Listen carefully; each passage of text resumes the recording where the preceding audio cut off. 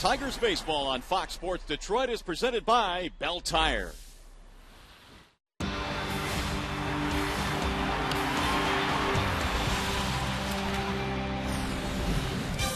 Entering tonight's game, the Tigers have won 7 of their last 9, and maybe at the top of the list are reasons why: the pitching.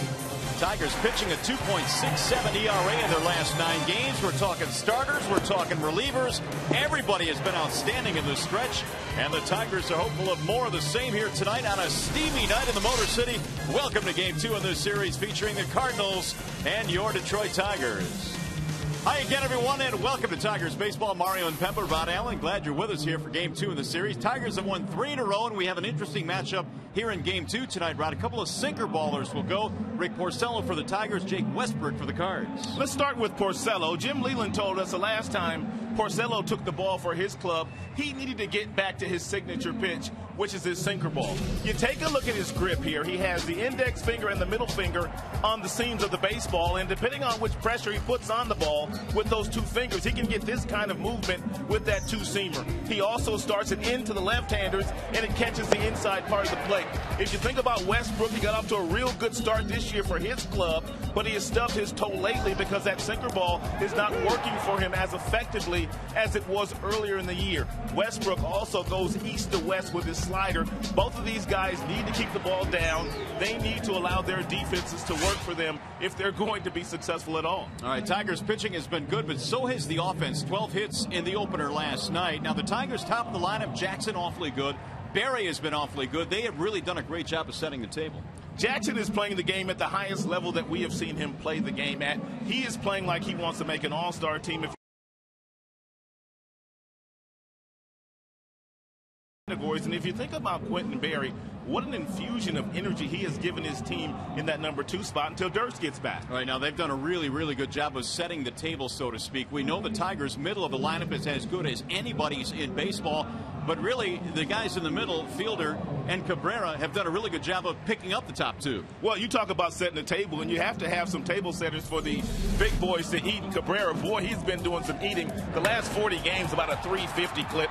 These 2 big flies to straightaway center field against the Yankees, no one has ever seen that before. Well, it's simple. No one's ever done that before, and he just doesn't pick up on your starters. I pick on your starters. He will take some of the relievers the opposite way as well, and he drives in huge runs, and he's done that for a number of years in a Tigers uniform. And Prince, he's been as good as advertised this year. We talked about Cabrera picking up lots of runs. Well, you got Prince picking up a lot of his crumbs these days because Cabrera really not leaving anybody on the base paths for Prince Fielder. Tigers have won 3 in a row. They'll go for 4 straight here this evening. Tigers and Cards just minutes away, but right now back to the Call Sam studio we go. Here's John Keating.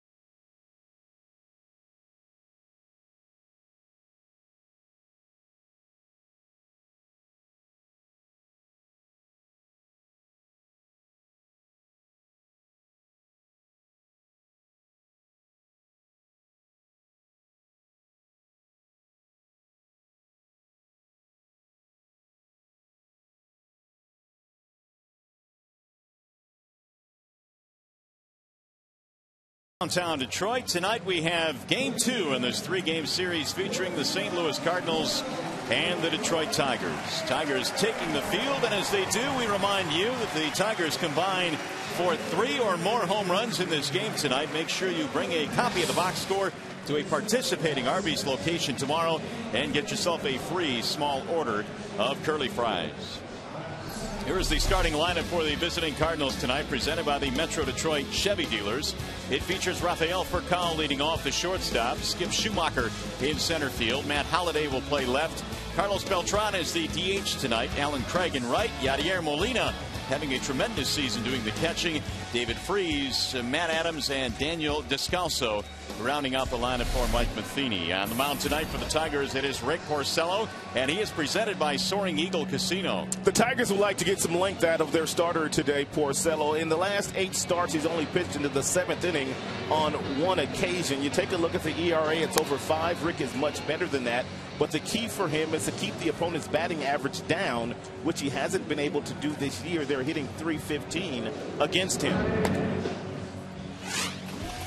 You got Barry in left tonight. You have Jackson in center. You have Bosch in right. You have Peralta Santiago back up the middle once again. And you know the big fellows are anchored on the corners in the infield. And G-Money, Gerald Laird, back behind the dish once again in Tigers' defensive alignment. Always presented by Beaumont Health System. Well, Rick Porcello getting the call here tonight for the Tigers, and he will face a pretty good Cardinals lineup. Porcello trying to kind of carry the torch, I suppose. The Tigers starters in their last 9 games. Team record has a mark of 7-2, but the numbers overall pretty good. Well, when you start to have your starting pitchers go out and do what they have done lately, you're going to win a lot of games with the Tigers offense perking up as well. Jackson at the top, Barry batting second, Miguel and Fielder, you know what they do on a nightly basis. But take a look at that bottom note. The bullpen 1.59 ERA, and they have not blown a save. Oh, and Phil Koch had to be pressed into duty last night, saving the game for the Tigers. The starters have done a great job. The bullpen has been there as well. Justin Verlander, who was good as well last night. And we are ready to go to work here in game 2 in the series. Furcal leads it off, and the first pitch of the ball game, a strike called on Rafael Furcal. 92 degrees our game time temp tonight. Furcal last night was 0 for 4 in the leadoff slot for the Cardinals. The 0-1 pitch. Missed it inside. 1 ball, 1 strike. The Cardinals offensively are very aggressive. They like to swing early. They like to swing often. They are one of the best offensive clubs in the National League. Mark McGuire, their hitting coach. Bouncing ball, fair ball at first, knocked down by Fielder. And Porcello covers for the out. Here's our first ground ball of the night.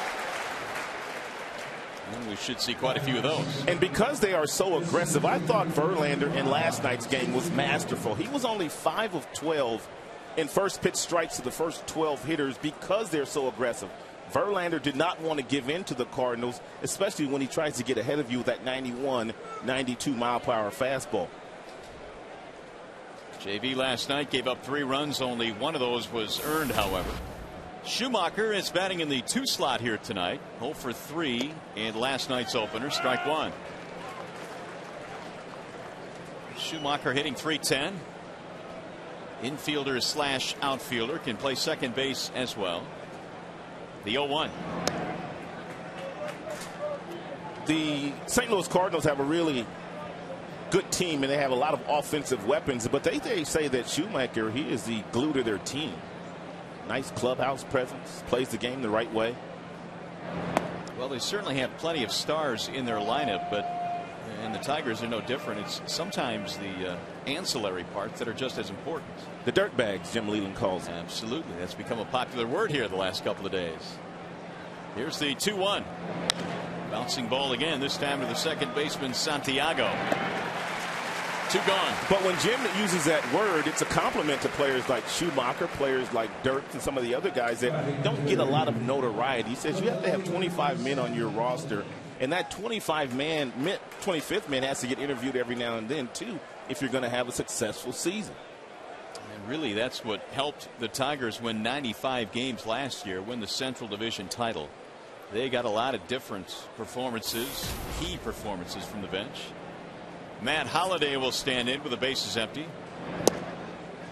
And so far, Porcello has stayed true to form with a couple of ground ball outs. He has brought that real good sink piece with him here tonight. He'll need to stay with it, though. Stay down there all night long. The 0-1. Saw Rick walking out to the parking lot last night. I said, get your fluids in you. It's going to be another warm night tomorrow evening. He said, good. That's how you get nice and loose very quickly. Pitchers love this kind of weather. Here's the 1-1 pitch. There's a base hit to right field on a line the other way. Hitters do too. Did you see that game in Yankee Stadium today at all? Yes. Oh my goodness. About 9 big flies in that game between the two teams. Weather heats up and the ball starts to fly. 2-out single. That'll bring up Carlos Beltran, the DH today. 1 out of 4 last night, extending his hitting streak to 11 consecutive games.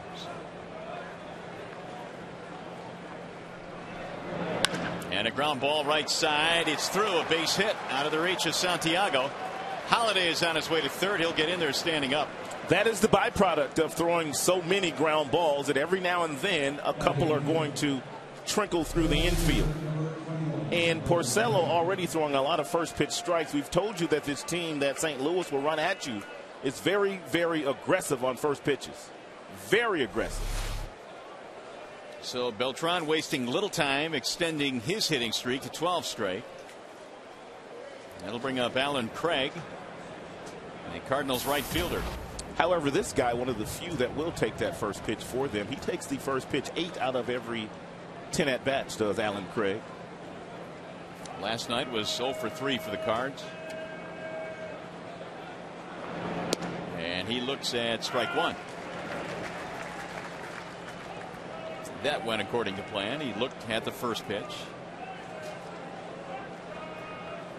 Craig has knocked in 28 this year.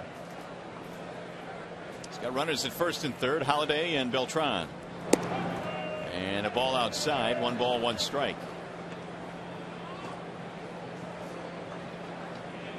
Porcello's last start came against the Cubs in Chicago, going 5 innings, allowing 4 runs. He struck out 5.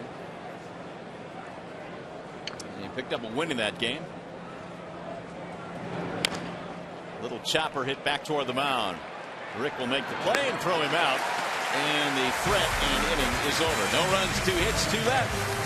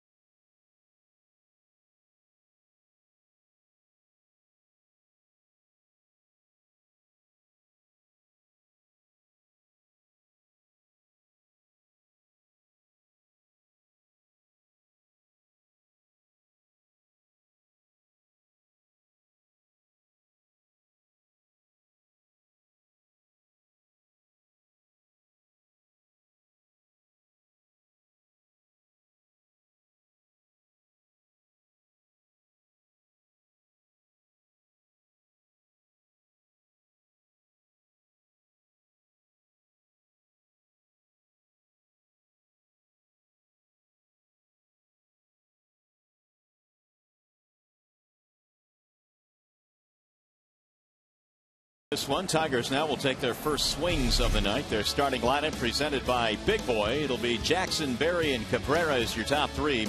Prince Fielder, 5 for 14 career against Westbrook. He's the first baseman. Delman DHing, Bosch in right, Peralta, Santiago, and Laird, your bottom 3. Jake Westbrook is the starting pitcher for the Cardinals. He is presented by Fox Volkswagen, Rochester Hills. Westbrook is very familiar with the mound here at Comerica Park. He's making his 13th start here, actually 14th start, and he comes in this year 5-6 with a 4.27 ERA for his club. And just like Porcello, if you weren't with us at the top of the show, His signature pitch is that real good sinker ball, and he gets lots of ground balls with it. So here is Austin Jackson leading off the Tigers' first inning. And Westbrook slings one outside, 1-0. Jackson, Berry, Cabrera. Bouncing ball back up the middle. That'll find a hole, and a leadoff single for Austin. A.J. been stirring up some stuff here the last week or so.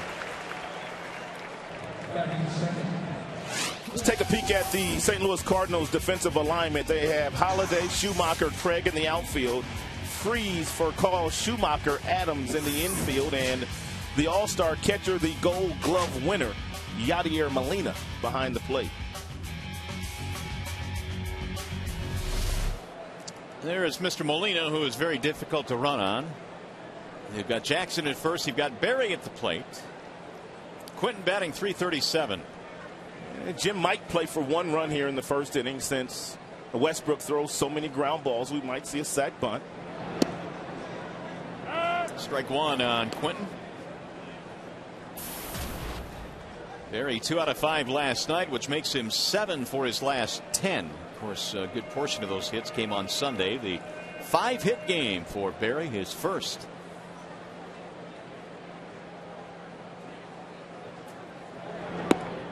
That's outside and high. 1 ball, 1 strike. This is almost an impossible combination for Jackson to try to steal a base, if he is entertaining that thought. Westbrook gets the ball to his catcher in a very timely manner, and Molina might be the best throwing catcher in all of baseball as we speak. Throw back. Well, Jackson this year 6 for 6 in stolen base attempts. And you also have to be very cautious with Molina because he likes to throw behind the runner and pick you off at first base if you inch your way off that bag too far.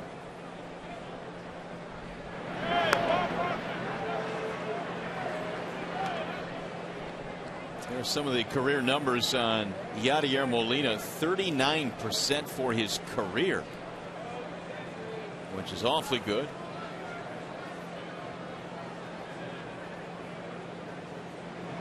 And Berry pops up a bunt, but it'll drop harmlessly behind Molina. 1-2 on Quentin. Tigers have not seen Westbrook since July of 2010 when he was pitching with the Cleveland Indians. Of course, they saw a lot of him as a member of the tribe. He pitched for Cleveland from 2001 to 2010. He got traded to St. Louis right after that.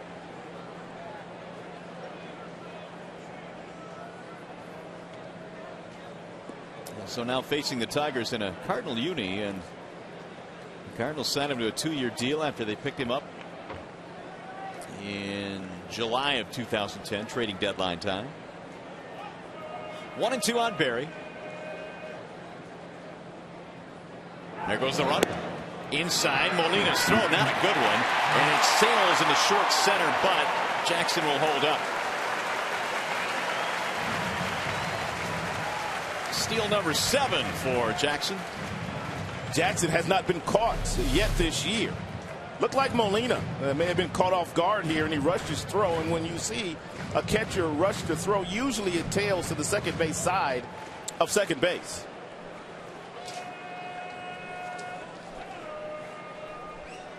Jackson got up in a hurry, and he entertained the thought of going to third, but thought better of it because that ball did not get away from second base very far. 2 balls, 2 strikes on Berry. Early scoring opportunity for the Tigers. Still nobody out. So much for that combination being nearly impossible to run on. I was about to say the same thing. They found a way to get it done. Molina with an uncharacteristically wide throw at the bag. Here's a foul at home plate. Berry stays alive. It would be nice if Quentin was able to hit a ground ball to Schumacher, the second baseman, or Adams, the first baseman. That would get Jackson over to third.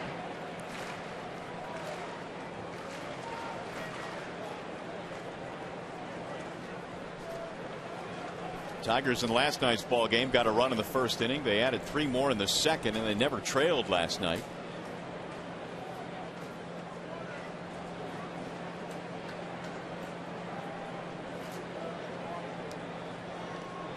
Well, in 13 starts, Westbrook has allowed 9 first-inning runs. Those 9 runs are the most that Westbrook has given up in any inning this year. Swing and a miss, and Berry goes down, 1 gone. It's an outstanding pitch here by Westbrook. It's a changeup. He knows what Berry's trying to accomplish, so he doesn't give him the fastball to pull. He pulls a string on him, and he has him folding out in front.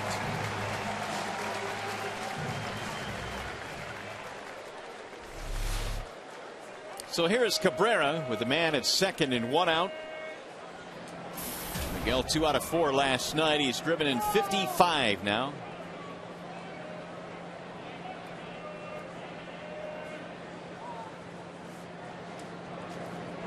First pitch low and in. 1-0 on Miguel. Cabrera has really been knocking in a lot of runs. 33 in his last 37 games. He has been a big reason why the Tigers have been scoring more runs of late.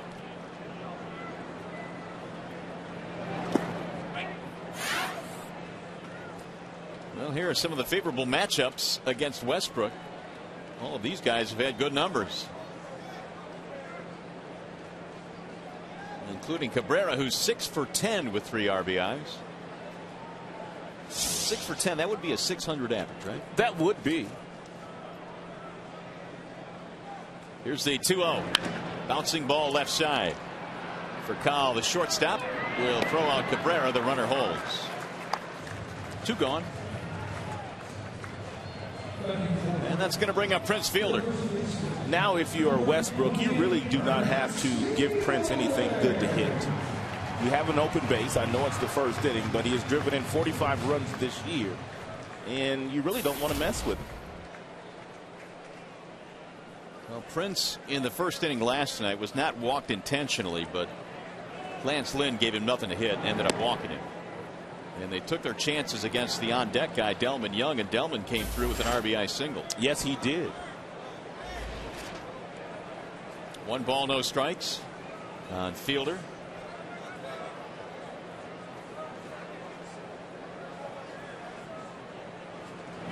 And Prince hits a ground ball right back to the mound. That'll do it for the Tigers. No runs, a single and a steal will go to the second.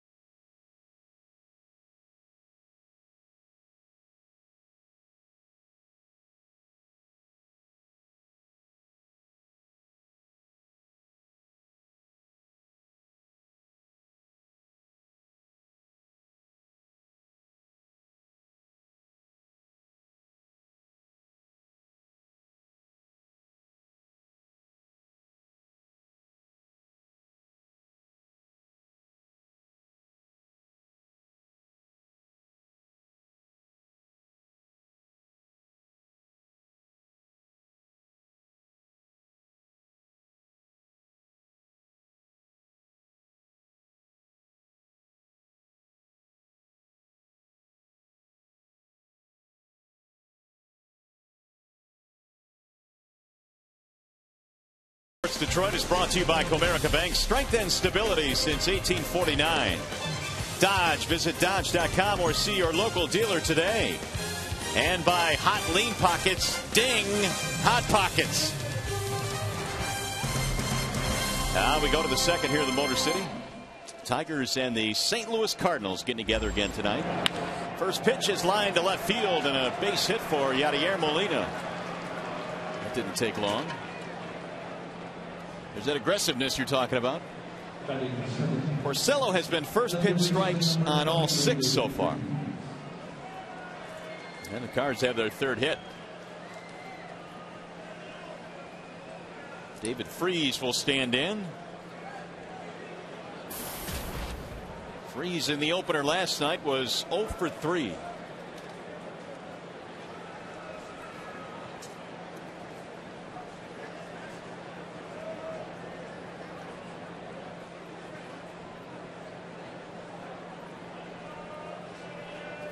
Home runs this year for the Cardinals third baseman. He's knocked in 43, and when you look up and down this lineup, they've got some guys that are doing some damage offensively.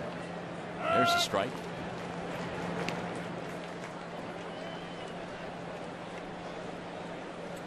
Only the Washington Nationals and the Cincinnati Redlegs swing at the first pitch more often than the St. Louis Cardinals do.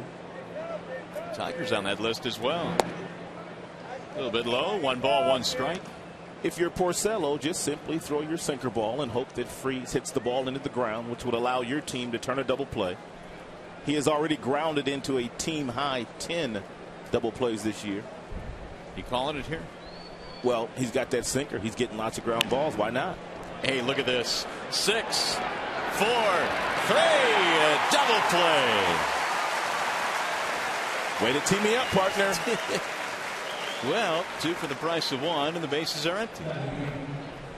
Good pitch here by Porcello. Nice little sinker ball. You can see the grip we showed you at the top of the show. It's got some natural tailing action inside. Freese does not hit it on the fat part of the bat, grounds it right to Peralta, and a nice turn between Peralta and Santiago. We'll bring up Matt Adams, who last night was 0 for 4, and he looks at strike 1. He had a tough time catching up to some fastballs last night, and of course Verlander, there are a lot of kids that would have a tough time catching up to his fastball, but with no movement in his swing and his setup, it's tough to get to a 93, 94 mile per hour fastball. Verlander last night, late in the game, touched 100 on, I think, 4 straight pitches. That's right. Swing and a miss. 0-2.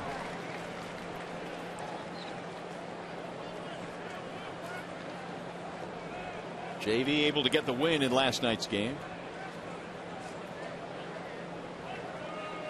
And really didn't pile up too many strikeouts. Was getting a lot of outs early in the count. He was really efficient until those final 2 innings where he needed 20 or more pitches to get through the 6th and 7th.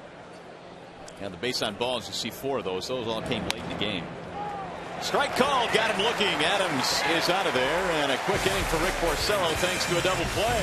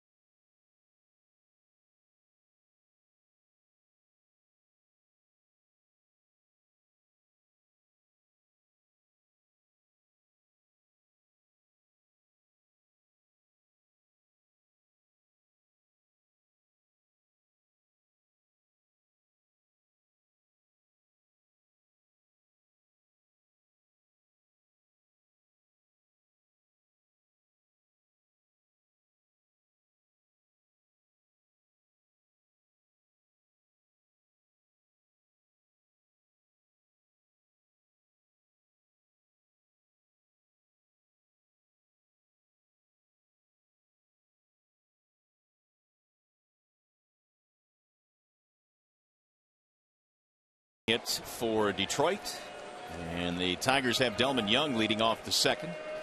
Young, Bosch, Peralta facing Westbrook, who himself wiggled out of a jam in that first inning. Tigers got a runner to second but failed to score him.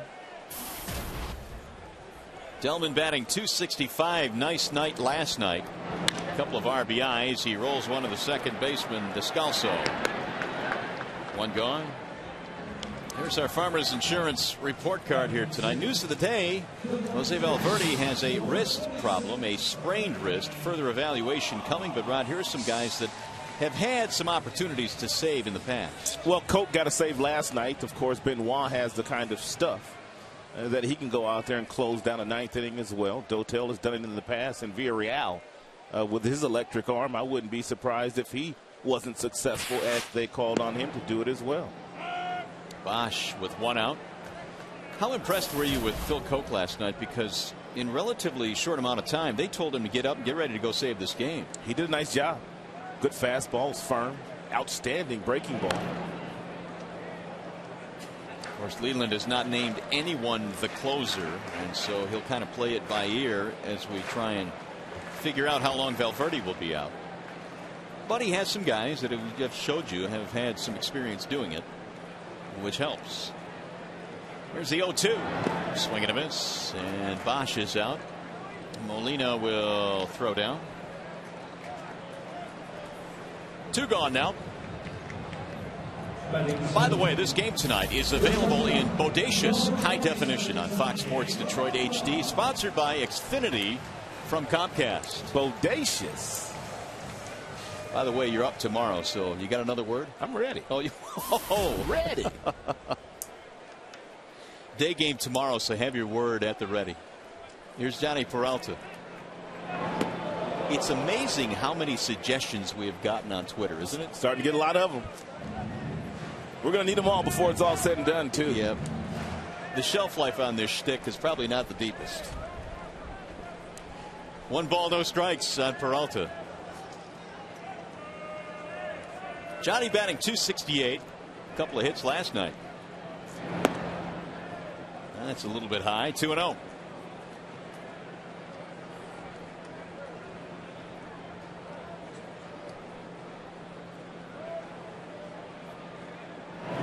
Here's a ground ball left side for Collin. The backhand from the grass throws him out. Furcal still has an outstanding throwing arm.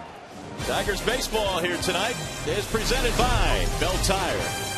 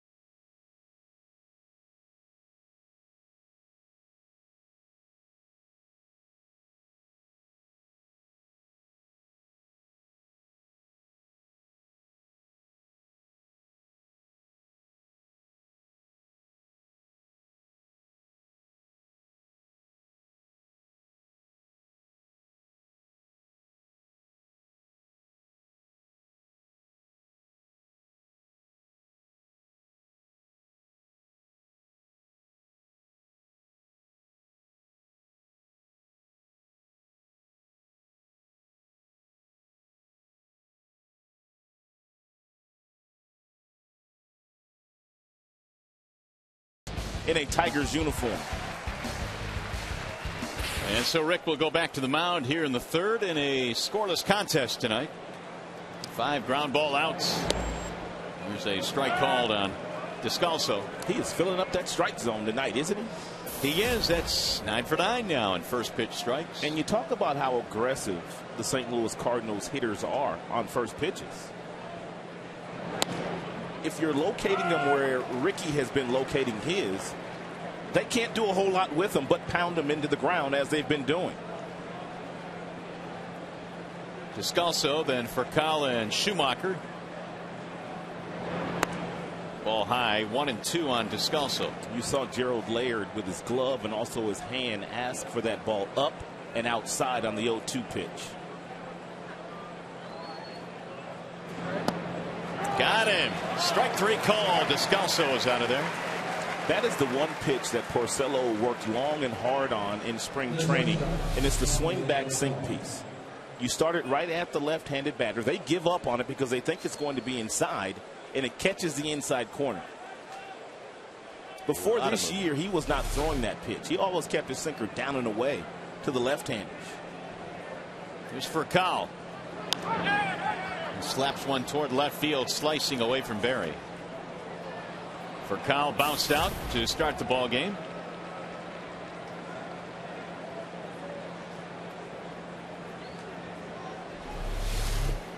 Seen a couple of guys do this. Pasednik does that for the Boston Red Sox. Runs out of the batter's box and swings at the same time. I guess the two things those two have in common is speed. Now the 1-1. Little chopper back toward the mound. Porcello gets rid of it in the dirt. And a nice backhand there by Prince. And while we have a chance, let's go to the studio. Game break time with John Keating.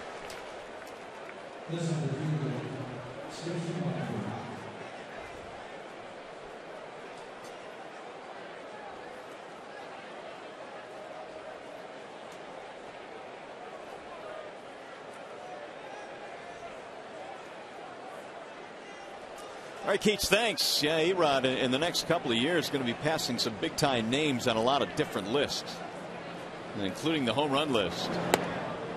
Ball inside to Schumacher. He's batting here with 2 outs, nobody on. Scoreless game here tonight. 2 balls, no strikes. Schumacher 0 for 1 with a grounder. He is a .290 career hitter in the major leagues.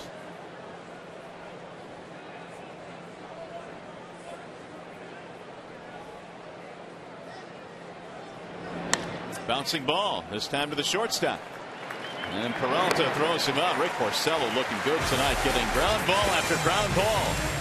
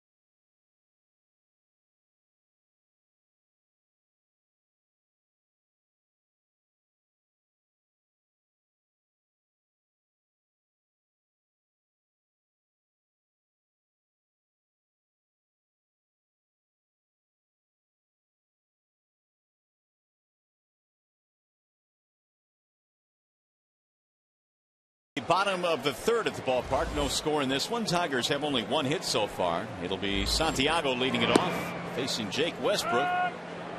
Santiago, Laird, and then Austin Jackson. No runs, 3 hits for St. Louis. No runs, 1 hit for Detroit. Santiago has had success in his career against Westbrook. 9 for 22, which computes out to 409.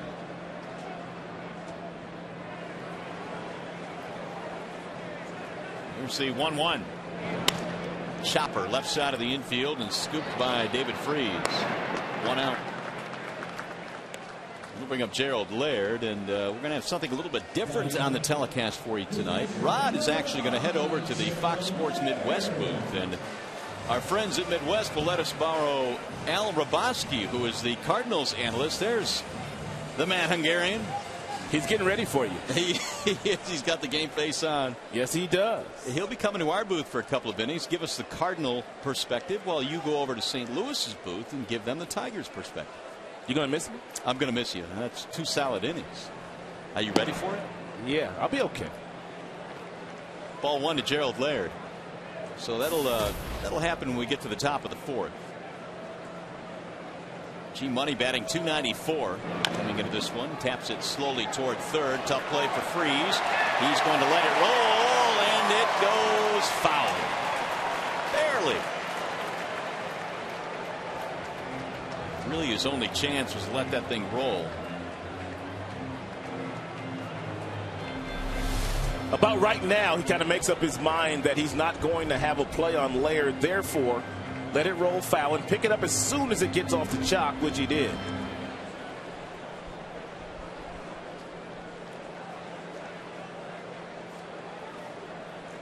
One ball, 1 strike. Gerald Laird.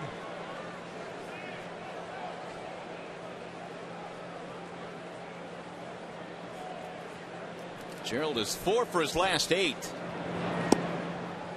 That's in there for a strike. Is the plan for Alex Avila to join the club tomorrow after he plays one more game in Toledo? Yep, assuming everything goes well tonight. And the hope is that it will, and so he will join the team in Pittsburgh. It's flared in the air to shallow right field. Going to be a tough play. Fair ball. Base hit and more. Laird is on his way to second. He'll pull in there.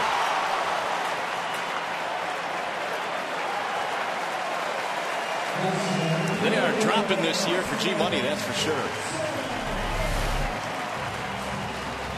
When you're going good, you're going good. Descalzo, Adams, Beltran, neither. Excuse me, that's Craig in right field today. Neither could get to that ball. And Gerald able to go all the way to second base, so he's in scoring position now for Austin Jackson.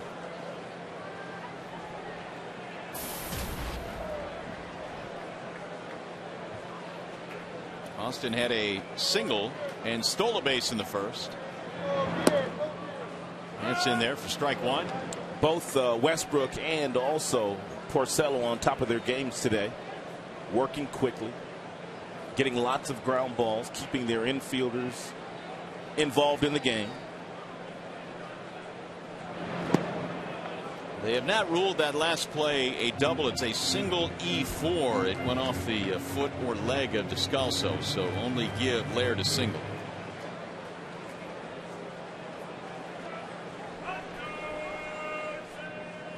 That's tough air. It sure is. He ran a long way to get to that ball. Now the 1-1. Line to right field. That's going to get down. Fair ball and go to the corner. Laird will come in to score. Jackson on his way around second, but he'll stop there. Stop it, AJ. Boy, is he playing the game at a high level right now. And he's taking a page out of Cabrera's book and simply flipping the ball the opposite way with regularity. That's a sinker down, and he just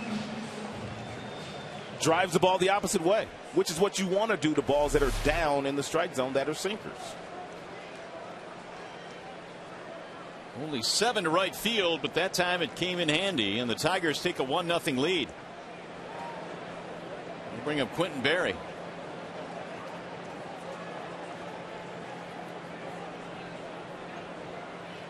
Laird is all smiles after getting his second base on his blue pit.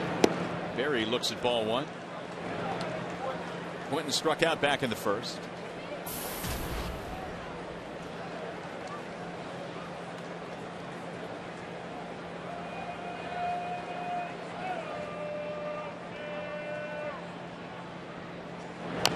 Little chopper back toward the mound. Jackson will move up on this play as Westbrook throws him out.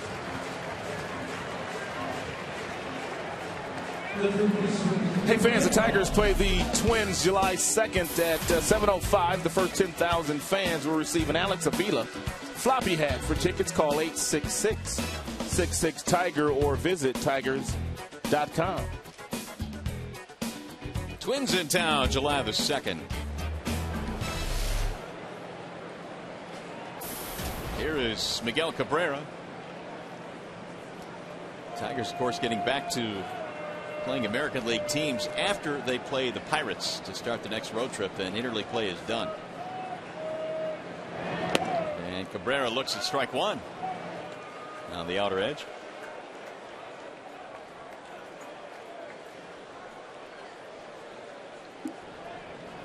Cabrera bounced out his first time up.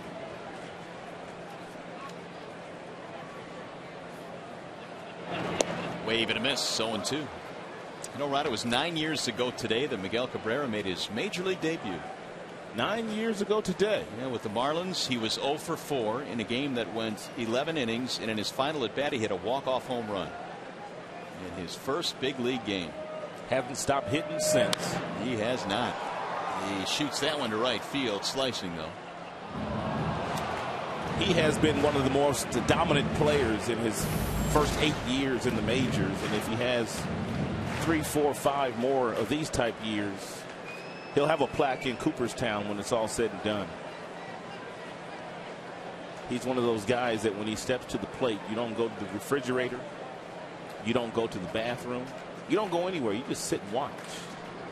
9 home runs shy of 300. Swing and a miss, and Westbrook strikes him out. Rod, good luck over there in Midwest booth. All righty. All right, we'll have the Matt Hungarian joining us in a moment. You're not going to want to miss it.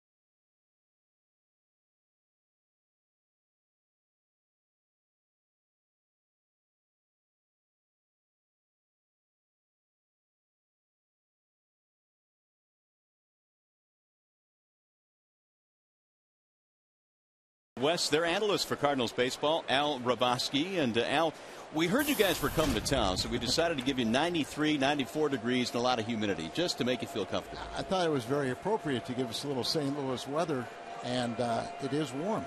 It is indeed. And how about the starting pitching matchup tonight? We expected a lot of ground balls from Porcello and Westbrook, and so far we've seen just that. We have seen that. The one thing we were a little impressed with is Porcello's velocity. As you know, maybe thinking as a sinker baller, wouldn't throw quite as hard as he does. Matt Holliday is leading it off. The Tigers got a run in the bottom of the third. Again, we're chatting with Al Raboski, who will be here for the next couple of innings. Rod Allen went over to the Fox Sports Midwest booth, and he'll impart all the Tigers' wisdom to Cardinals fans. Here's the 1-1. Holliday fouls it back out of play. Well, your club, Al, is right in there. Obviously, this is a team that won the World Series last year. Another magical run. You don't have Pujols this year, but this is a club that can still hit. It's amazing, though, without Albert Pujols, and remember, he had the best start to any player's career. You know, every year he's just always 300, 30 home runs, 100 RBIs, did that for 10 straight seasons. But yet, whoever Mike Matheny's put in there at first base, if you look at their cumulative total, is actually better than Albert's this season. Wow. 2-2, and Holliday takes it outside. 3 balls and 2 strikes. Problem with the Cardinals is health. Yeah. As we got off to a great start in April, all the starting pitchers were pitching phenomenal. The bullpen had the best record in the major leagues. Hitting was phenomenal. There's a pop-up right side of the infield. Santiago calling for it. And 1 gone. Well, you talked about Pujols and Beltran, of course, who is stepping in now, has really been a nice addition. And when you look at the numbers and compare them, I guess what you were talking about is true. There's no way to replace Albert Pujols. But Carlos Beltran, we felt if he was healthy, he was going to produce. And I don't think anybody could envision. He had a good year last year, became an all-star again.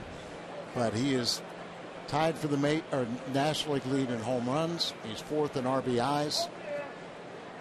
And really a class act. I was going to say, what's he like in the clubhouse? Because obviously when you bring in a free agent like that, you hope that he fits in the clubhouse as well. And he really has. He commands a lot of respect, but he plays the game the right way. 1-1 to Beltran is low. 2 balls and 1 strike. Well, obviously with Pujols gone, that is one of the big subtractions from last year's team. But Tony La Russa obviously is the other. Mike Matheny takes over. How has he fit in so far? Mike has been phenomenal. There's a ground ball, base hit right field for Beltran, who is now 2 for 2. Mike Matheny is a man's man. He was a great Cardinal, won 3 Gold Gloves, 3 of his 4 as a catcher for the Cardinals. He's never managed at any level, except you talk about when Justin Turner was in high school. He was one of the coaches, but we'll get into that later. But, you know, Mike was an excellent catcher. He really paid attention, very businesslike, and he commanded the respect of this ball club. He had been in the organization. He worked with a lot of the minor leaguers in the last few years as a catching instructor, special assignment. There is a strike called on Alan Craig. Obviously does not have the managerial experience of the future Hall of Famer, Tony La Russa. Right. But, you know, he's smart enough and he'll pick it up right away. I guess he went to Michigan. Yeah. He must be smart. That's a school around here. Yeah, definitely smart. We know that. The 0-1 pitch is on the ground, third base side. Cabrera. He'll fire to second one. Relay going to be tardy. Well, Craig is aboard on the fielder's choice. And there are 2 gone. Well, in case you're wondering about Mr. Raboski, if you're one of our younger listeners or viewers, here's a little bit of information on the man they call the Mad Hungarian. Al Raboski, of course, pitched for the Cardinals, the Royals in Atlanta. And you had yourself quite a year in 1975, didn't you? That was a lot of fun. It was 13-3 and tied for the league lead in saves with 22. And that was a little different back then. You know, as I actually pitched 6 1/3 innings one night as a closer. There's a bouncer hit towards second. Santiago gobbles it up, and that is Porcello gets another ground ball out. Back with more. Al Raboski after this. 1-0 Detroit.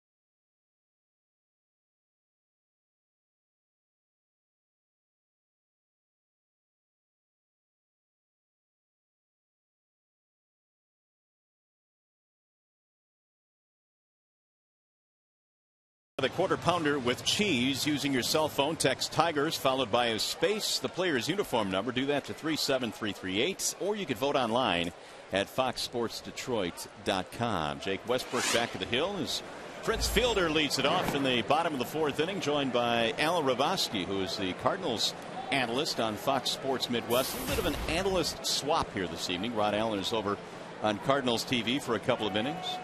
It'll be Fielder, Young, and Bosch facing Westbrook. And the next pitch missing low, 2-0. Well, you obviously, in your days in St. Louis, had a chance to play with some really big-time talents, including Bob Gibson. What was it like playing with him? And talk a little bit about Mr. Gibson.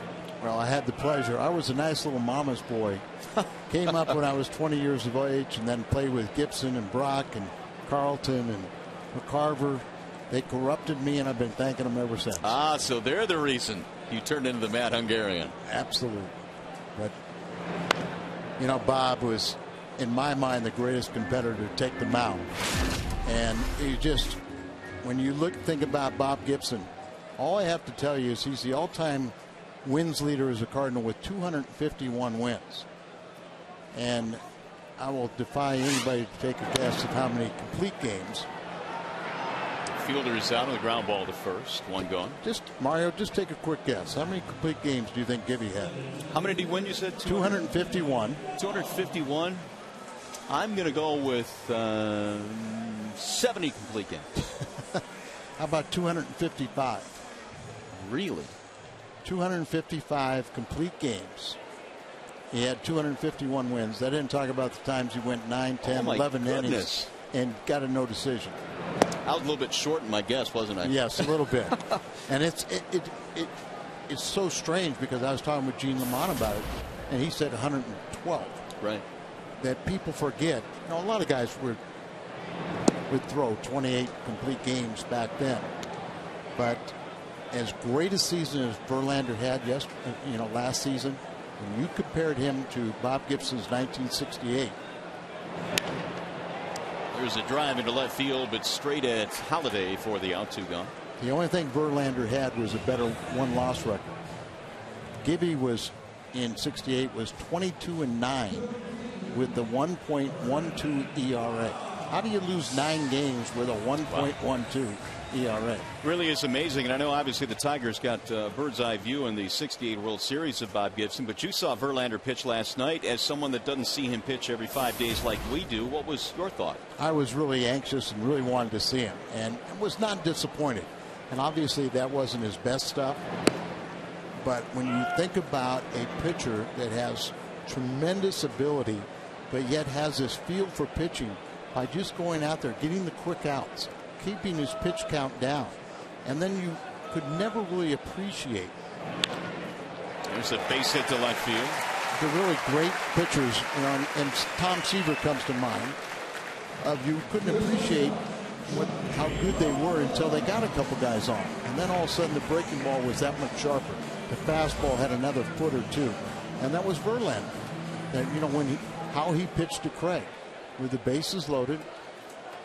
All of a sudden, it's 100 miles an hour, and then he threw a nasty curveball that somehow Craig did not swing at, and then he kind of said, "Okay, well, I'll give him one of my best sliders I've ever thrown," and it was 87 and just nasty for the strikeout. But Verlander he's in a class of his own, and it was a pleasure to watch him pitch last night. Johnny Peralta batting here with 2 outs. Tigers have a 1-0 lead in the bottom of the 4th. Al Hrabosky of Fox Sports Midwest, the Cardinals analyst, joining us here for a couple of innings. Peralta is 0 for 1 with a bounce out, and that is ball 1 outside. 1 ball, 1 strike. Is there anybody in the National League you could compare Verlander with that you guys see a lot? Well, Holiday's not having the type of season, and you're familiar with him. Sure. But there'd be somewhat of comparison. I asked McGuire before the game yesterday. I said, who would Verlander compare to you? And he said Clemens. That was his Verlander, from his era. 1 ball and 2 strikes. Here's Big Mac, hitting coach for the St. Louis Cardinals. And by the way, he's done an outstanding job. The Cardinals lead in most offensive categories. And Mark would be the first one to tell you it's not about hitting home runs. Even though they lead the National League in home runs, they lead in runs scored and they lead in batting average. And his principles are so sound, making contact, hit the ball up the middle. And it's really, and he really deserves to be back in baseball. He's got such wealth of knowledge and just loves teaching. Keeps everything extremely positive. 1-2. The count stays on Johnny Peralta, batting here with 2 outs in the 4th. And he drives this one to center field. Schumacher is on the run, still going back, and he'll chase it down at the warning track. Johnny put a charge into that one, but not deep enough. Tigers get a hit, but strand a man. Nice play by Skip Schumacher.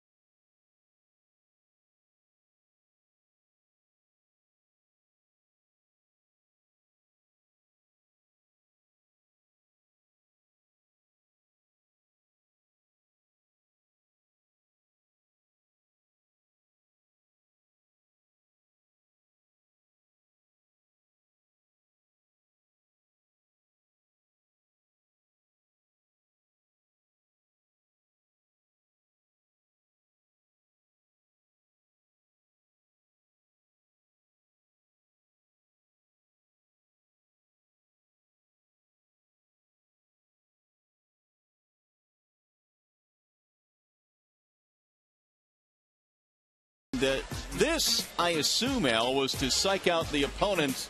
What did this start? No, I actually started with failure and frustration. It was done for my own benefit. Really? And then, there were certain guys that would break all their principles. They go to the plate 600 times. Maybe they face me 6-7 times in a season. But they forget about situational hitting. All they want to do is knock the ball back through the box, knock my head off or something like that. And I said, fine. And a lot of times when I went behind the mound, it was always for my benefit. But sometimes a hitter would step out. You get a cat and mouse game. He's trying to figure out, well, if Al does this, I'll do that, and I'd throw a pitch. So even if even if the hitter got under my skin, I had the ability to just walk off the mound again and reset. Mind games, I suppose, always a big part of baseball, huh? Very much so. I played with Joe Torre, gave me a book called Cybernetics, and it helped explain what I was doing before. Is that right? Yeah, I read it after I was doing it, but it kind of did get into self-hypnosis, mental projections. David Freese leading things off here in the top of the 5th inning. Well, we were talking about Mark McGwire a minute ago, and he is known, obviously, for all the home runs that he hit in the big leagues. Because of that, do you think he doesn't get the credit that he deserves as a hitting instructor? I really do. As David Freese lines this one up the middle, David really needed that. He was 0 for his last 13, and that is really the principle that a lot of what Mark teaches. Let the ball come deep into you, take it back up the middle, don't pull. And here's what you're talking about, this Cardinals. And this was the 2nd year in a row we've led in batting average. The home runs are always up there. We've really had a scoring drought as we lost 5 players in 7 days. So the runs per game are down. But the slugging and on-base percentage are always at the top. There's a base hit that finds a hole on the right side. Matt Adams has a single, and here come the Cardinals now. They have runners at 1st and 3rd. And nobody out here in a 1-0 ball game. And Mario, that's been one of the problems too, is when they have had scoring opportunities, it's usually with 2 outs. So if you get a couple leadoff base hits here, And it's another ground ball that Porcello's trying to look for a double play ball. It just happened to be a lucky hit, bounces over and on through. Rod and I were talking about the fact that this Cardinals team seems to be a very aggressive team that tries to strike early in the count. Is that something that's a byproduct of what McGuire teaches? Here's another swing at a first pitch, and it's skied to left field. We'll see if it's deep enough. Berry backing up. Runner will tag. And the throw from Quinton is cut off, and instead of going to second base to hold that runner at first, a run will score, and Adams moves up as well. Heads up base running there by young Matt Adams. But, you know, it's kind of an interesting. Yeah, I think a lot of times you teach first pitch in the strike zone. But when you think about Porcello, I know early in this game, the first 10 batters were 10 first pitch strikes. Right. So why not? If he's going to go ahead and give you that first pitch and something you can drive, why not swing at it? Now, when you look at it, Porcello's had a lot of success too on those first 10 batters because, you know, he had won most of those battles and it kept him off the scoreboard. And I guess it all comes down to executing the pitch. And early on in the game, Porcello was able to do that as he faces Rafael Furcal here in the 5th inning. 1-1 tie. Cardinals have knotted this one up. They have a runner at second with 1 out. Furcal in this game is 0 for 2 with a couple of ground balls. And he shoots this one toward left field. Berry coming on for out number 2. Cardinals really need Furcal to start getting on base. You know, he's #1 in the National League in driving in runs from the leadoff spot, but he is really in a slump. About 3 for 40, somewhere in that neighborhood. And when he goes, the Cardinals go. Much in the way the Tigers depend on Austin Jackson to kind of stir the drink, so to speak. And Furcal is 0 for 3 in this one. And it kind of got on the last road trip. Furcal hit a couple home runs, and then all of a sudden they start elevating, getting underneath the ball. And it's a curse to guys that are slap hitters to hit a couple home runs. As Rod likes to say on fly balls from guys like Furcal, ain't no money up there. It's hard to make money putting the ball in the air. Schumacher is 0 for 2, couple of ground balls. And a wave and a miss, 1 ball and 1 strike. Skip returned to the lineup yesterday, second stint on the disabled list. Had an 8-game hitting streak, and then you have to face Verlander. Here is Porcello's 1-1. Missed it inside, 2-1. Your team really went on a tear late last year. You guys were 10.5 out early in September. What kind of run was that? Well, it was an incredible run, and it was, as we find out now, it was August 25th. Cardinals were 10.5 games back in the wild card. It was also the time that Tony La Russa, in his mind, had decided that he had had enough, and the team just kind of relaxed. They started playing good baseball. Things started gelling for them. But it took a historic collapse by Atlanta for the Cardinals to win. 3-1 pitch is shot toward left, base hit. Adams rounding third, stumbles. Here comes the throw to the plate on 1 hop, and he is out at home plate. Adams tried to score, and Quinton Berry shoots him down in a 1-hop throw. Cardinals able to tie it up. But Berry picks up a huge assist.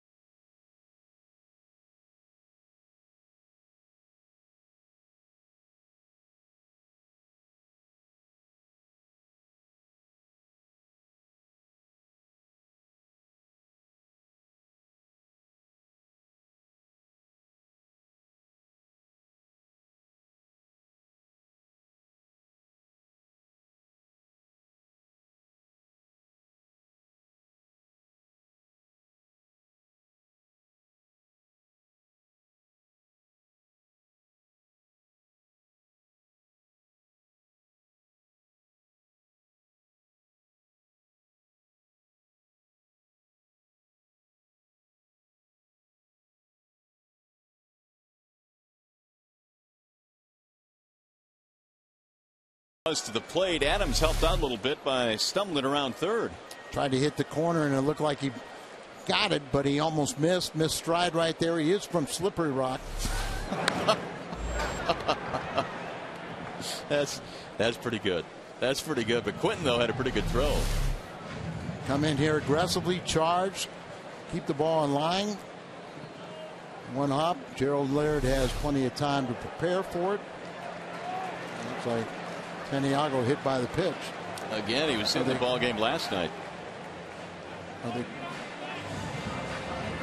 calling him back? Or? Oh, they may. I think they're saying that he offered at it. Right. They're going to call it a strike. That's it. He's going to bring him back. He doesn't realize it yet, but Jim Leland does. Let's see. So he's squaring a bet and never really pulled it back. Kind of a tough call. Yeah, it is a tough call. Let's see on this angle. Oh, yeah, he definitely did pull it back. Wow. Well, Leland's going to argue this with Brian Runge, but I don't think there's any doubt he yanked it back. He pulls it back right there, and then it hits him in the leg, and you can't say he didn't try to get out of the way either. Right. So a bit of a break there for the Cardinals. Are you keeping track? On the breaks? Yeah. There's a ball outside, 1 ball and 2 strikes. Well, you guys have seen the White Sox in interleague play. Obviously, the Tigers are going to battle the White Sox and the Indians this year. But what you saw of the Sox, can you compare the Sox and Tigers as Detroit goes along here in the Central? And that's a 3 unassisted as Adams tags the bag. Santiago is out. Well, we saw Cleveland and the White Sox. And I think one of the factors is Brzezinski obviously is having a good year, but Adam Dunn, just the difference in Adam Dunn this year. But I just have to believe Jim Leland and his coaching staff with the experience that they have. And, if this is a rough spell for Detroit, you're going to be fine. Agreed. That's what Leland certainly is hanging his hat on. Obviously, they turned it on in the second half last year. But I think on paper, as you line up the squads, the Tigers, the White Sox, and the Indians, talent-wise, I think the Tigers certainly would be at the top of that list. No doubt about it. When you sign Prince, and of course, when Martinez going out, that was a big blow. But Mr. Illich brought out the checkbook and signed Prince, and that's a pretty good replacement. Like I say, under the leadership of Jim Leland, I feel that this is a very confident team. They're projected to win. Chicago was picked to 5th place. Right. Cleveland was probably 2nd or 3rd, but I think everyone feels that Detroit is the team to beat. 3 balls, 1 strike on Gerald Laird. 1 out here in the 5th. Al Raboski is with us, the Cardinals analyst from Fox Sports Midwest. Rod is over in the Midwest booth for a couple of innings. And there's a ball outside, ball 4. Hey, it's trivia time, courtesy of AT&T. Here is the trivia question this evening. And it has a Cardinals theme to it. We're the only 2 Cardinals to win the NLCS and World Series MVPs in the same season. There have been 2 of them. One recently, one not so recent. Yep. You don't get to guess, Al, because we know you know. Here's Austin Jackson. At least you think I know. Well, we'll pretend. I do. Jackson able to drive in a run back in the 3rd. Westbrook has surrendered 4 hits in this game. Tigers got 1 in the 3rd. Cards tied it up in the 5th. There's a ball up high. One of the things obviously when you pitched, Al, was that bullpens were shaped so much more differently. Now that Valverde is out for the Tigers, they're kind of shuffling what they want to do for that closer's role, and they had a 7th inning guy, an 8th inning guy, a 9th inning guy. Most teams have that. Wasn't the case when you pitched, was it? No, it really wasn't. A reliever would just wait and see what happened to the guy in front of him. That's down the right field line. Jackson goes the other way, but it's foul. If your starter was going deep into a ball game, you'd never pull him because it was a save situation. And if you put in what we call a middleman now, and if he was getting the job done in the 9th inning, you would never take him out. Right. So you had to wait till somebody got in trouble, and usually when you entered a ball game, you were entering with men on base. That's a big change than today. Do you think baseball will ever get to the point where the 100 pitch count really doesn't mean a whole lot? In other words, starters going much deeper than 100, 110, 120 pitches? I would hope so. Well, the Rangers are hopeful of kind of changing that culture under Nolan Ryan. 1 ball, 1 strike on Jackson. My first year as 19, and I threw 163 pitches in one game. The next game I threw 172 pitches. And yes, I got out of the first inning. Really? 163, then 172? Right. Wow. And I was 19, and I threw complete games. I got 17 strikeouts in each of them. And I went to the big leagues the next year. Never had any arm trouble. There's the 1-2 in the air center field. Schumacher going back. Runner will tag. Laird coming to second base, and he'll make it sliding safely. Gerald Laird was a big part of our ball club last year. You know, he obviously with Molina, who's the best in baseball, you don't catch a lot, but he had a great influence in our clubhouse. Had that ability to kind of, you know, infuse humor, but also had that ability to go to tell somebody what they need to be told. Wasn't afraid to do so, and I think that's one of the reasons why they brought him back here. Well, you mentioned Yadier Molina, and you guys get to see him play every single day. I mean, I think you'd be hard pressed to find a better catcher in the big leagues than Yadier. He's won 4 straight Gold Gloves. And this year, Rawlings came out with an award, the Platinum Glove. Right. And that is for the best of the best of the Gold Glovers. And they only awarded one in the American League, one in the National League, and Yadier Molina was the recipient. Has a tremendous throwing arm, but for such a young player, he's really emerged as an offensive player. And like Gerald has hurt himself. Yeah, he's been battling a hamstring. Right? Both of them went out on hamstring. Absolutely. And Avila right now is at AAA Toledo tonight.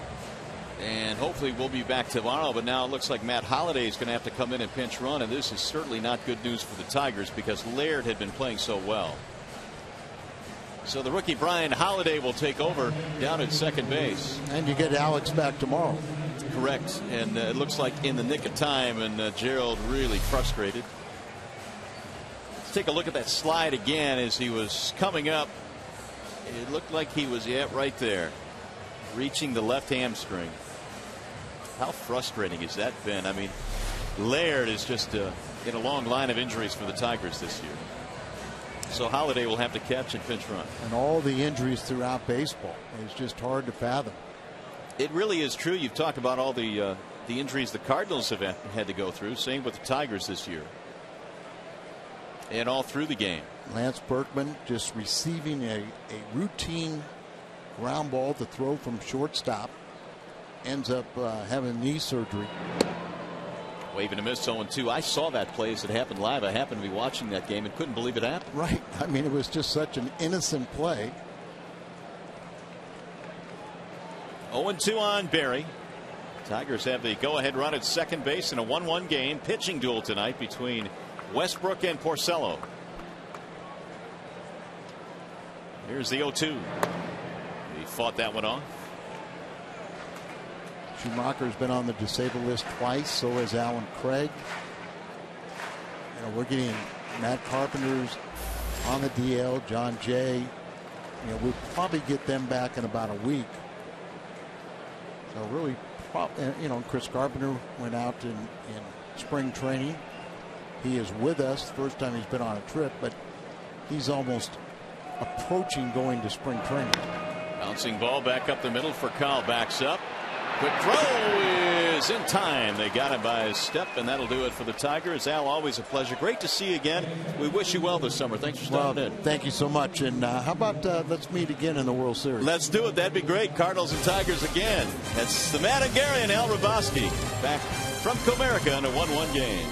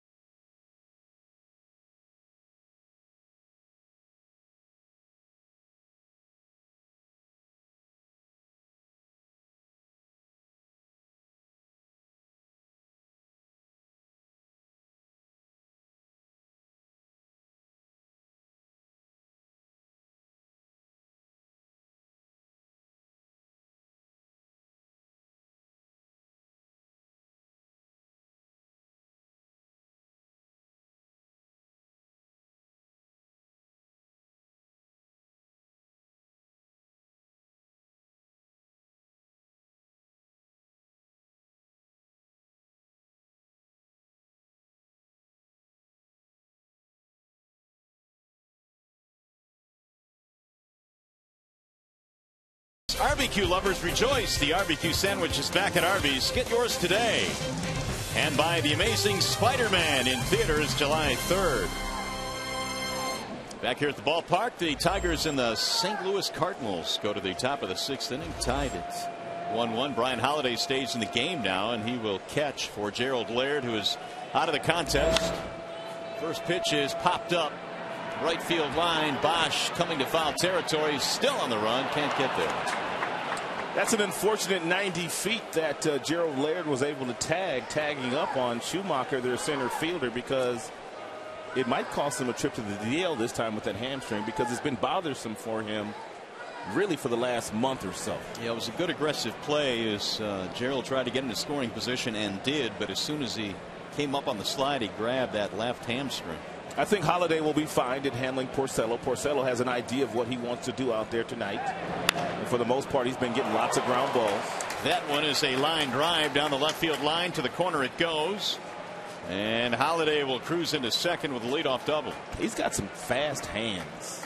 That appeared to be a nice little two-seam fastball, about 92, that was running in on him. And boy, he got that front foot down, and he got that bat head through the zone in a hurry.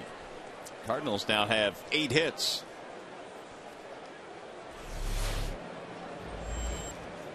So the go-ahead run is on with nobody out here in the 6th. 14th double of the year for Holiday. We'll bring up Carlos Beltran.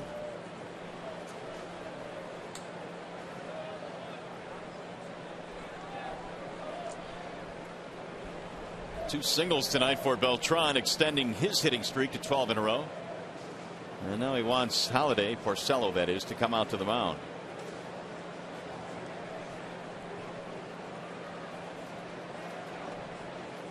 Rick kept him off the board until a couple of hits greeted him in the 5th, and a sac fly by Descalso.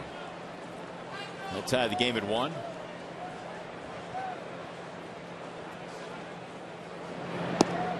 Ball outside to Beltran. Beltran stole his 300th base on Friday, becoming the first switch hitter to steal 300 bags and hit 300 homers. When healthy, he's been a remarkable player. His career began in the American League with KC.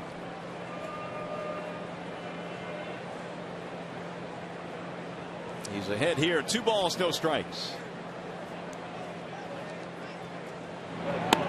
Ball high. Run the count to 3-0. There was a time when Beltran, Jermaine Dye, and Johnny Damon were starring in the big leagues for their respective clubs. And all 3 at one point in time were property of the Kansas City Royals. He's just taken a walk, and that'll put 2 men aboard. Well, we have a chance now. Let's head back to the studio for a game break. Here's John Keating.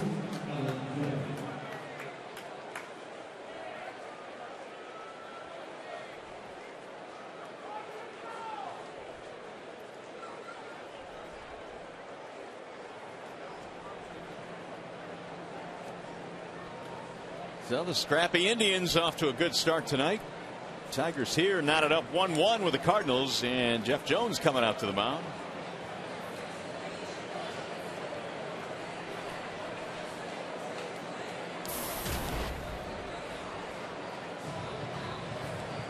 Hey fans, July 18th, the Tigers square off against the Angels at 7:05. It's Christmas in July, my favorite day, Christmas in July. Visit Tigers.com/Christmas in July to purchase a special ticket package, which includes a Tigers Santa hat. So not only is it Christmas in July, but they give you a present too. You love presents, don't you? You got that right. Who doesn't?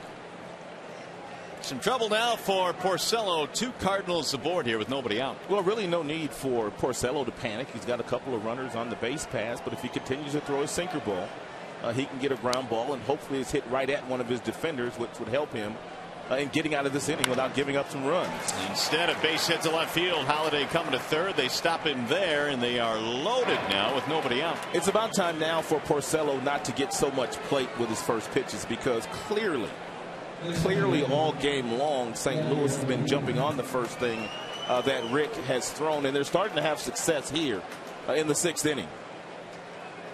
Jeff Jones picks up the telephone, gets in touch with the bullpen. They will start to scurry out there.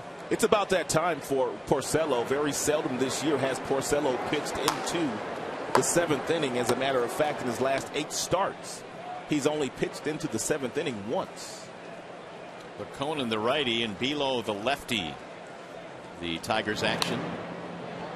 Now they deal with Yadier Molina with the bases loaded, nobody out. Molina, career with the bases loaded, 289 with 3 slams.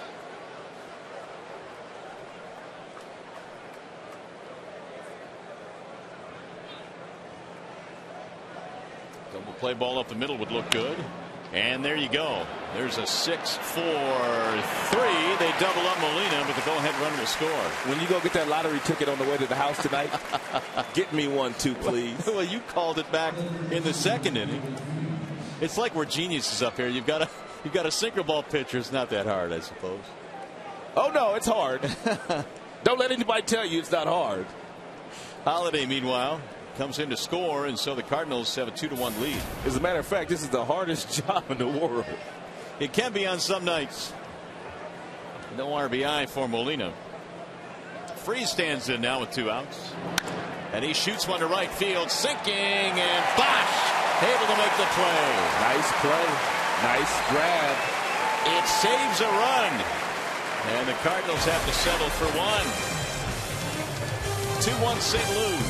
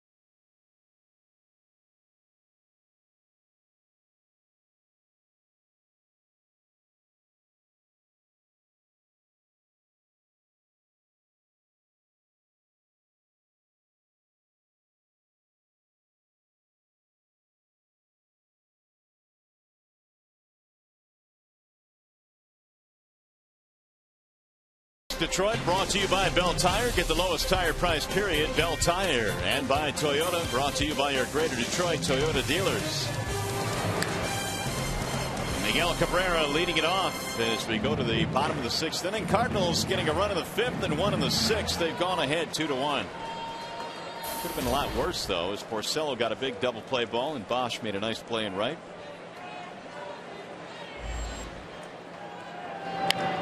Cabrera shoots another one foul, third base side, no balls, 2 strikes. Fielder and then Young to follow, 3-4-5 facing Jake Westbrook. And so far has just allowed 4 Tigers hits in this game. And the 0-2. Ground ball to short for Cal with a nice hop. Cabrera's out, 1 gone.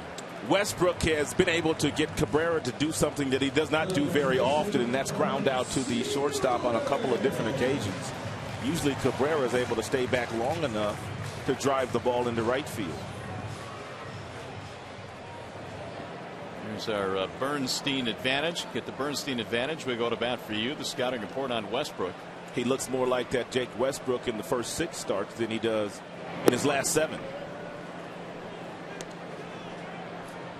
Westbrook pitched with the Cleveland Indians from 2001 to 2010. He won 15 games twice for the Tribe. Here's the 1-0, and Fielder looks at a strike. 1-1. Prince tonight with a couple of ground balls. And Westbrook has done, like Porcello, a really good job of getting the ball to be hit on the ground. That one is in the air. It's deep to right. Not going to be deep enough, though. Craig rolls it in. The count, or that is the second out, and that'll bring up Delvin Young. Here's that AT&T trivia question again tonight. We're the only 2 Cardinals to win the NLCS and the World Series MVP in the same season. One of them happened last year. That would be David Freese. Got to go back to '82. Darrell Porter, the old Cardinal catcher, the other one. Here's Delvin Young. Well, Freese had a storybook postseason last year. 1 ball, no strikes. In fact, the entire Cardinal team had a storybook season. Ball high, 2-0 on Young. Delvin a ground out and a fly ball.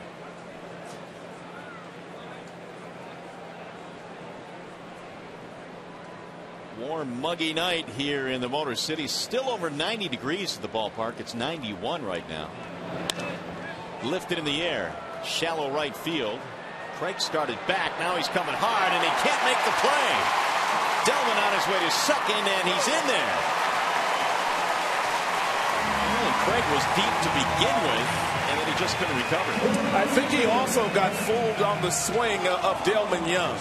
Delvin took a big swing at that ball and didn't hit it very hard. He hit it off the end of the bat, and he couldn't recover to come in and make a play. Great effort, but not able to get there. Boy, that hurt. Ouch. Ouch. He is fortunate. That's why so many outfielders don't dive like this anymore. You see a lot of guys diving, sliding, coming in, making sliding catches instead of those head-first dives. A bloop double for Delvin Young. No doubt he's feeling that one. You can tell by the look in his face. That wrist hurts.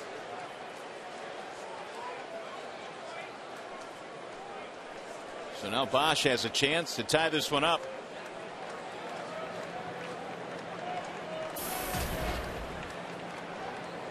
One for 2, a single back in the 4th inning.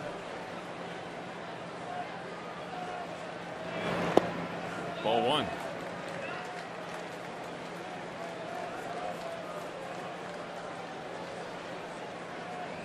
Bosch singled with 2 outs in the 4th, but did not score.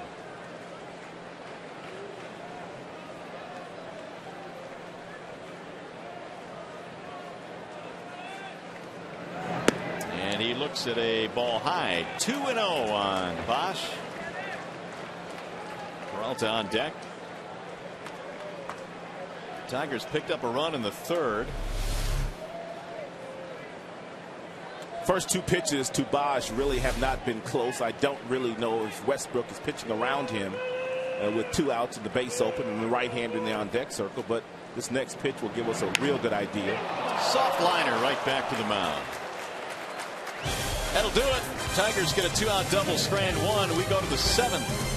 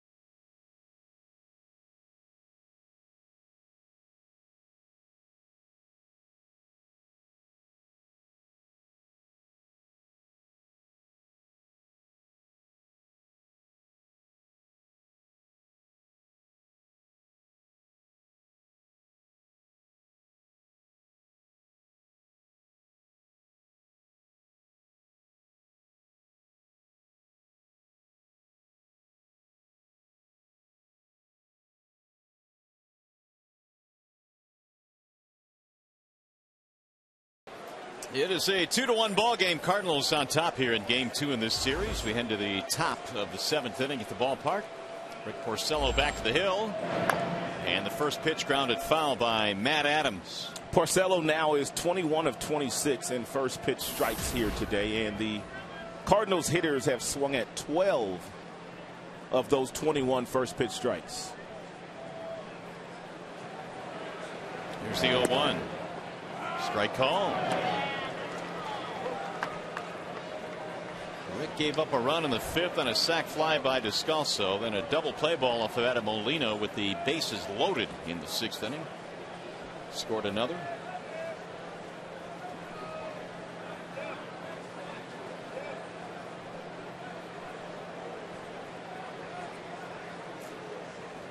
One 2 on Matt Adams, a single back in the 5th inning, and he drives this one deep, but he's going to hook it foul. He can do that. He had 32 home runs in the minors last year, the minor league player of the year for the Cardinals. He's got some pop in that bat. Here's where you might want to elevate one to see if he'll swing at it. Missed it outside, 1-2. Adams getting his opportunity with Lance Berkman going on the disabled list with a knee injury. Out of Slippery Rock. The 1-2. Ground ball to second. Routine play there for Santiago. One gone.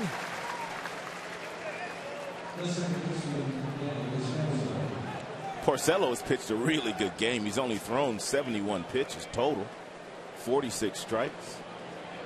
But Westbrook has been very good for the Cardinals. Well, and it looked like Porcello was in deep trouble in the 6th with the bases loaded, nobody out, but he got the double play ball, limiting the damage to just 1 run. Descalso takes ball 1. Sac fly drove in a run back in the 5th.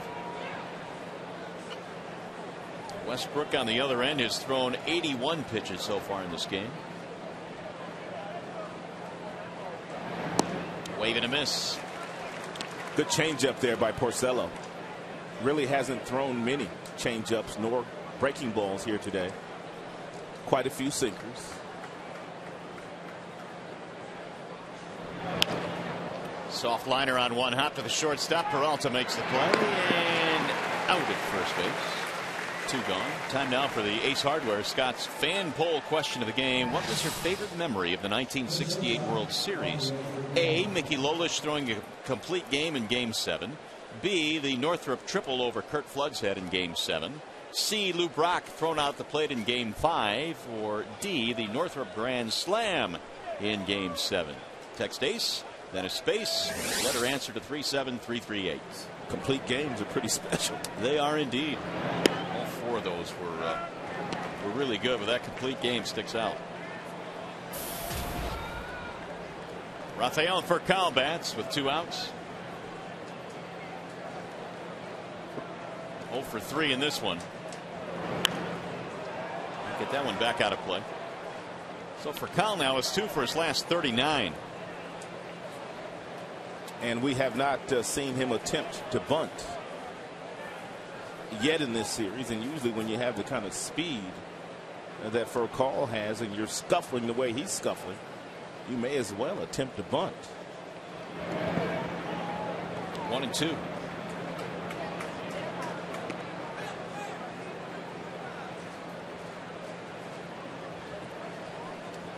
Two-1 Cardinals here in the 7th. 2 outs, nobody on.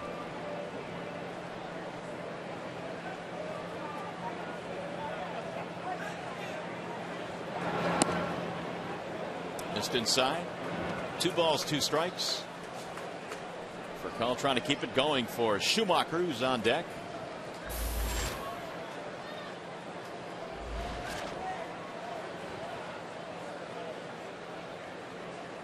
And the 2-2 outside. 3 balls, 2 strikes.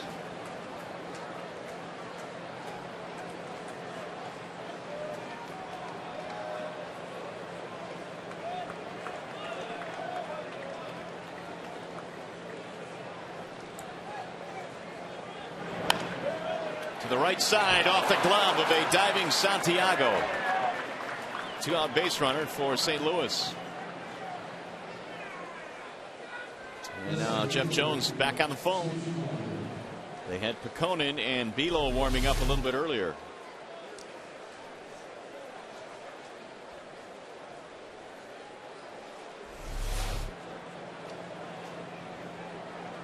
That'll make it 10 hits now for the Cardinals. Two-out base runner. They've doubled up the hit totals. 10 against 5 for the Tigers. Schumacher 1 for 3. Furcal has 9 steals this year, which leads their club. He's been caught 3 times and with 2 outs. He might be trying to get himself down in the scoring position by stealing his 10th bag of the year. Fouled away. 0-1.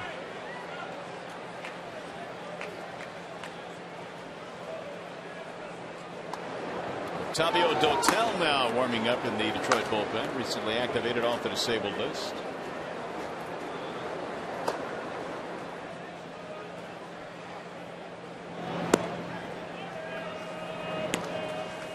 One and one on Schumacher. Seems like every time the Tigers get somebody healthy, something else happens. Gerald Laird had to leave the game tonight with an apparent hamstring problem. Tigers are due to get Avila back tomorrow. Dotel just coming off the disabled list.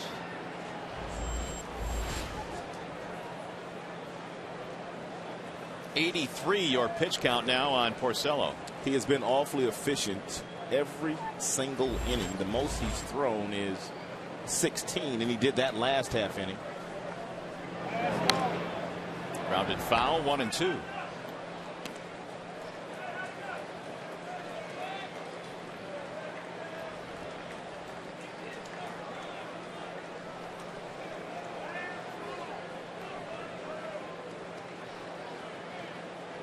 Furcal reaching on a 2-out single.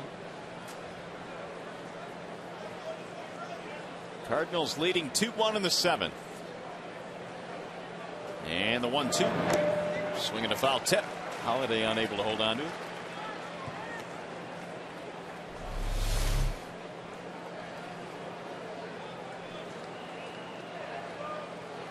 Good location with that slider. And a real nice look at it in Foxmo.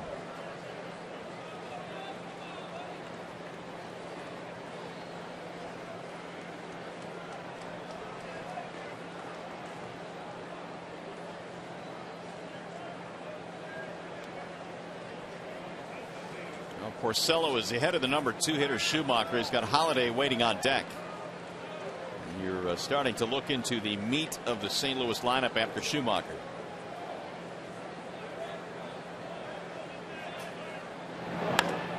Popped him up. Left side of the infield. Peralta trailing to the grass, and the inning is over. No runs, 1 hit, 1 left. Here comes the stretch.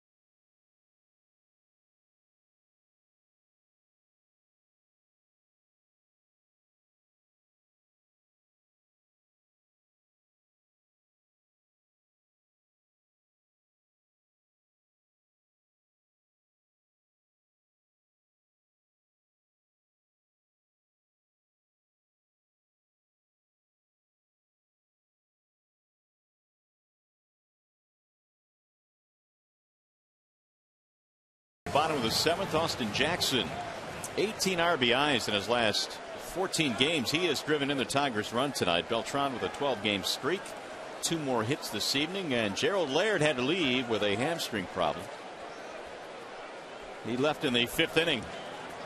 So the Tigers now come to the dish here in the 7th. Peralta leads it off and takes strike 1. Westbrook back out there facing Peralta, Santiago, and Holiday. Johnny was Westbrook's teammate from 2001 to 2010 in a Cleveland uniform. The 0-1. Get back out of play. 0-2 on Peralta.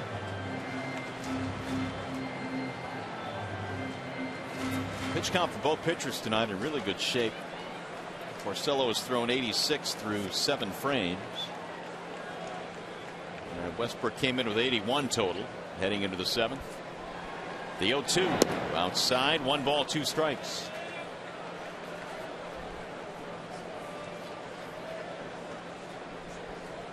Westbrook before this start here tonight was 6-8 career against Detroit with an ERA of about 5.5. High fly ball. Right center field. Schumacher is under it. Peralta's out, 1 gone.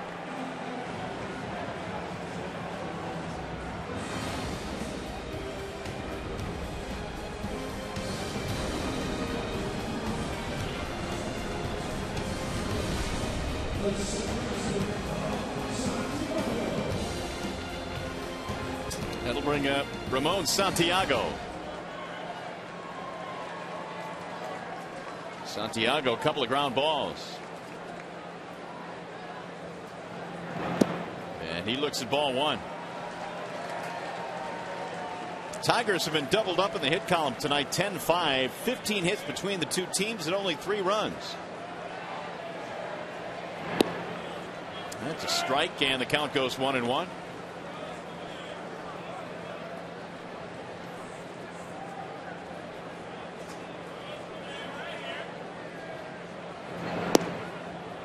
That one just missed. Looked like Runge wanted to go up with the right hand, didn't do it though. 2-1 on Ramon. Westbrook last year pitched in the World Series for the Cardinals. In fact, he got the win in Game 6.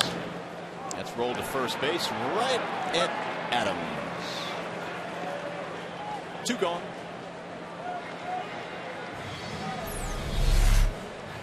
Well, the All-Star game coming up in Kansas City this year. How about that race for third base? We got to get Cabrera in there, don't we? You would think. I don't know exactly what Beltre is doing as far as his numbers are concerned, but I don't think they're Miguel Cabrera type numbers.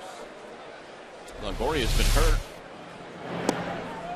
There's a strike called on Brian Holiday getting his first at bat. Texas Rangers fans are voting early and voting often because they have Kinsler. They also have Napoli, the catcher, Josh Hamilton in the outfield, and Beltre starting right now in the All-Star game July 10th in Kansas City. Prince is leading the way at first base for the Tigers.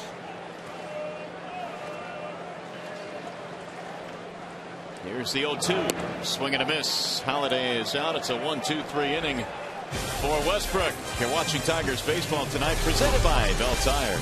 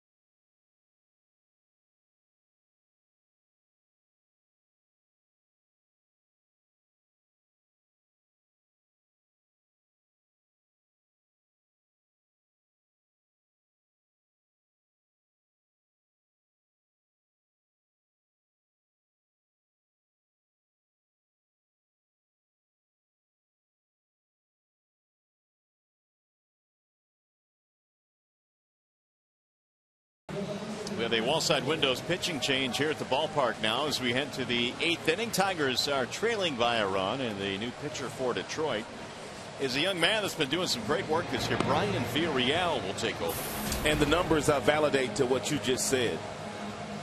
18 games, he's won 3, lost 1, a couple of holds, sparkling earned run average. He is striking out 30 in 20 2/3 innings, and the opponent's not doing much against Villarreal. And again, with the Tigers waiting word on Jose Valverde, they will kind of mix and match toward the back end of games. Villarreal will face Holiday, Beltran, and Craig. Middle of the St. Louis lineup. Old English D in the Renaissance Center tonight, being displayed proudly. Holiday a single, a double, and a run scored. And he went after the first pitch at 95, up 0-1. And Holiday going to have to turn it up a notch because Villarreal, he's not done climbing the ladder. First pitch 95, next one might be 97. As a matter of fact, if it's a fastball, pretty good bet it's going to be 97. Swing and a miss. Ooh, you missed it by 1. Yeah, I did. 0-2.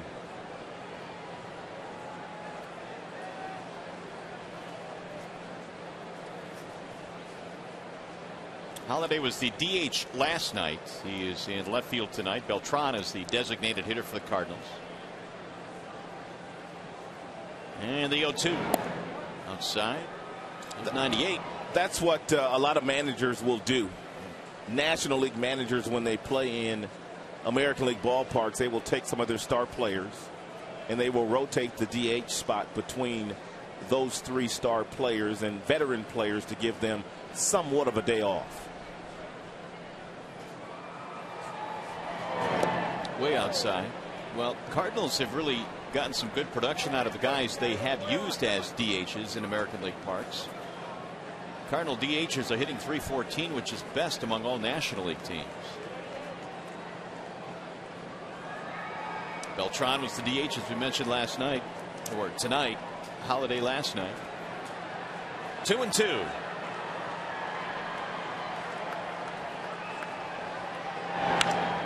In the air to right field. Bosch coming over toward the line. 1 out. Villarreal gets the first man he faces. He's going to bring up Beltran.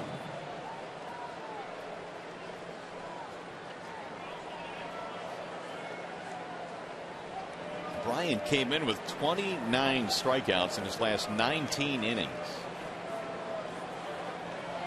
He has been a really good equalizer out of the Detroit bullpen. Beltran fouls it back 0-1. 10 Cardinals hits tonight, only 5 for the Tigers. 2-1 game in the 8th.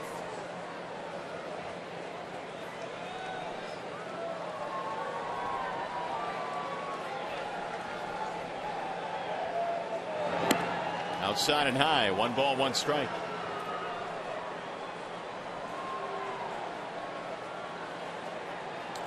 You knew that Matheny went to the University of Michigan, didn't you? I did. Did you know he played for Bill Freehand there as well? No, I didn't know that. He played for Bill Freehand there. He was co-captain, I know that. But Bill was the skipper at that time, huh? And when I was on the other side, Ricky Horton, who's doing play-by-play, was telling a story about Al Kaline. And Al Kaline went to Michigan to work with Matheny on his hitting because Bill Freehand asked him to. Bill Freehand told Al Kaline, this kid can really catch. He might be the best catcher that I've ever seen. And that's Bill Freehand talking. Of course, he was an outstanding catcher. So he asked his buddy Al Kaline to come out to Michigan and work with Matheny on his hitting, and Al did so. And Al was telling that story earlier today. It's a great story. And what a tutor in Al Kaline. 2 balls, 2 strikes.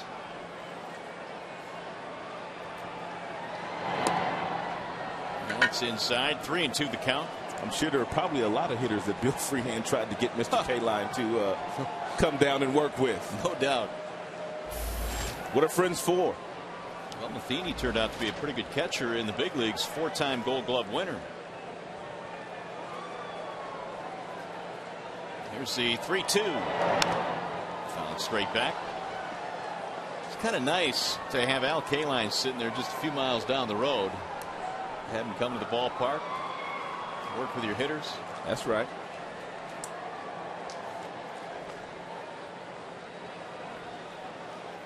Number 6 in his statue. The 3-2. Another foul back out of play, so he's making Villarreal work.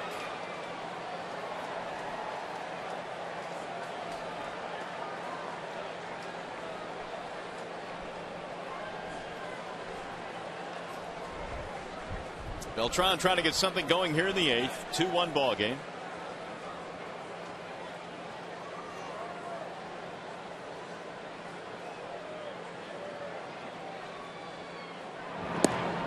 And he walked him. 1 out, base on balls. Hey fans, as soon as this game ends, our coverage will continue with Tigers Live. You'll hear from the manager Jim Leland and the players, plus we'll break down the game, show you all the highlights. Tigers Live immediately from the Call Sam Studios, Fox Sports Detroit.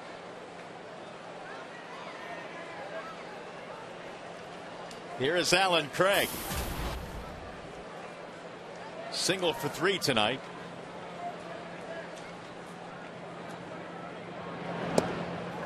Ball inside.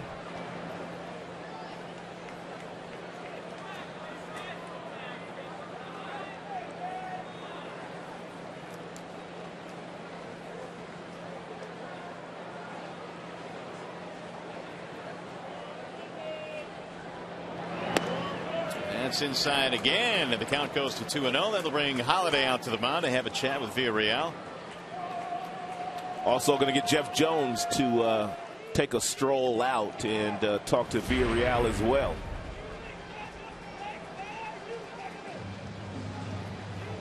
Which also means that Dwayne Belo will start throwing again in the Detroit bullpen. Rick Porcello went 7 tonight before giving way to Villarreal here in the 8th.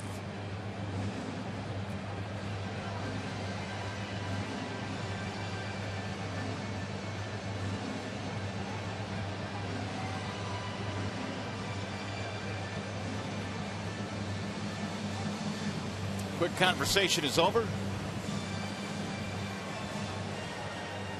Tigers, when we get to the bottom of the 8th, are going to have the top of the order.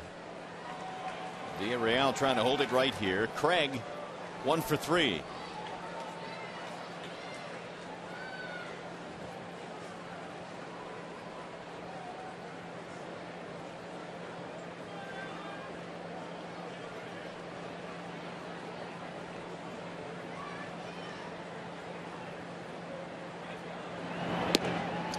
Is in there, a strike, 2-1.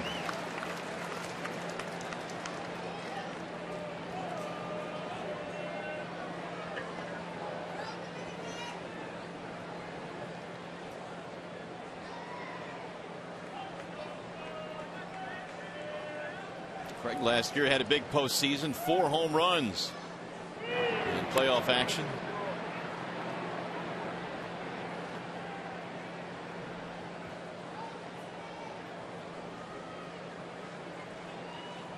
He went to Cal Berkeley, was there at the same time that Brendan Bosch was.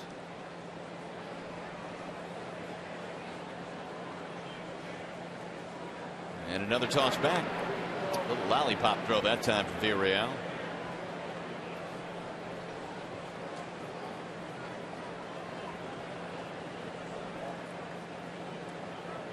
Tigers trying to get a win here tonight to climb back to 500. The last time they were at 500 was May 15th. When they were 18-18.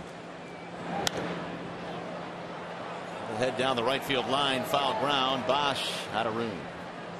So it's been a while since the Tigers, who started 9-3 this year and then kind of hit the skids. Now they've played a whole lot better. Tigers won about 35 consecutive days where they would win 1, lose 1, win 1, lose 1. No 2-game winning streaks.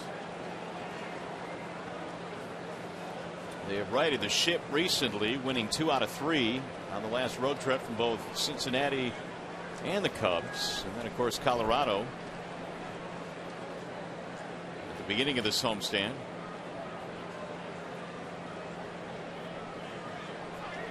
Beltran was on the move, it looked like. Now a balk. He did balk. So that'll move Beltran up to second base.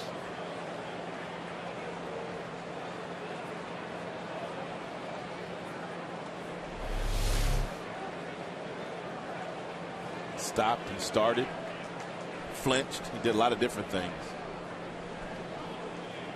Oops. Can't do that.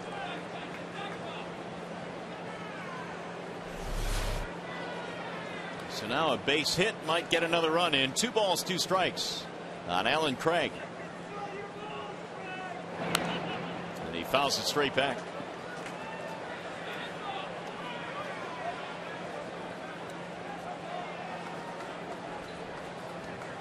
Both the White Sox and the Indians are winning tonight. Those are the 2 teams ahead of the Tigers in the Central Division standings. White Sox lead the Cubs 2-0 in the 4th. Yadier Molina waiting on deck.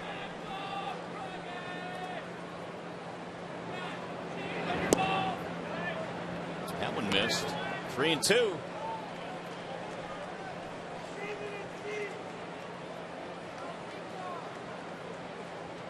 Beltran with a 1-out walk is balked to second base.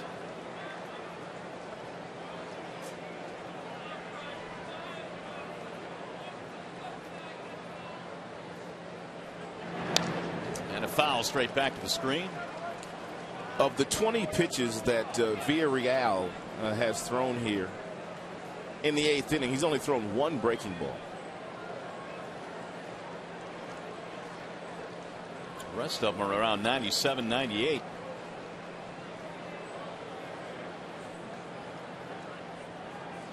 Three and 2. Molina will be next. Now the 3-2 pitch. Fouled off again.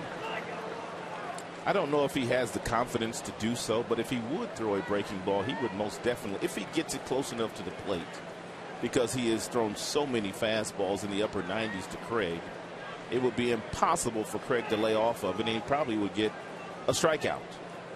But he has to have the confidence to throw the pitch.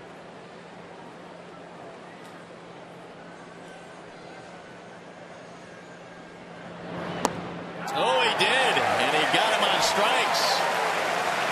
Caught him looking. 2 gone, that's a big out. Took him a long time to get to it, and he's had to work very hard in this inning, but 1 or 2 of these slide pieces during the course of any at bat to any of these Cardinals hitters will get him off that 97-mile-per-hour fastball. So now it'll take a 2-out hit from Yadier Molina.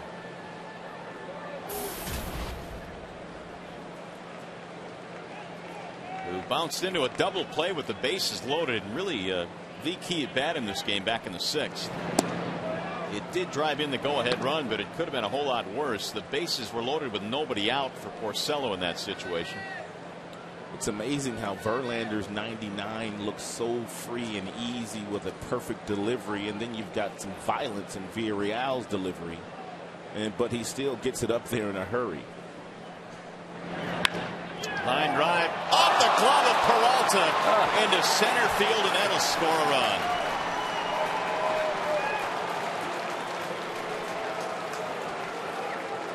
What happened there? Well, he jumped, and I don't think he really had to jump. Ball could have been knuckling on him as well. I'm not going to make that excuse for him, but the ball was hit sharply, and he jumped, and he really didn't have to jump. Could have stayed on his feet and caught that ball. Beltran comes around to score a big run.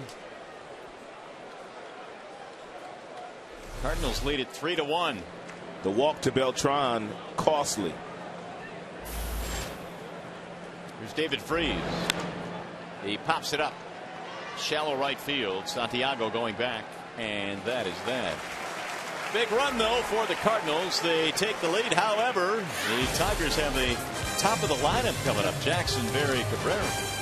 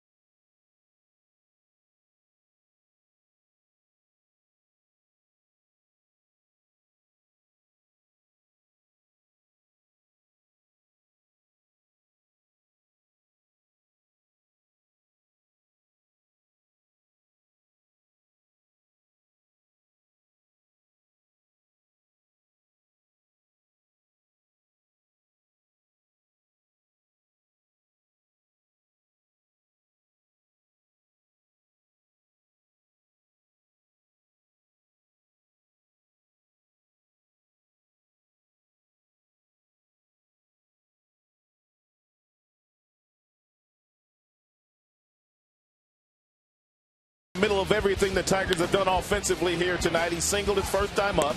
He promptly stole second base.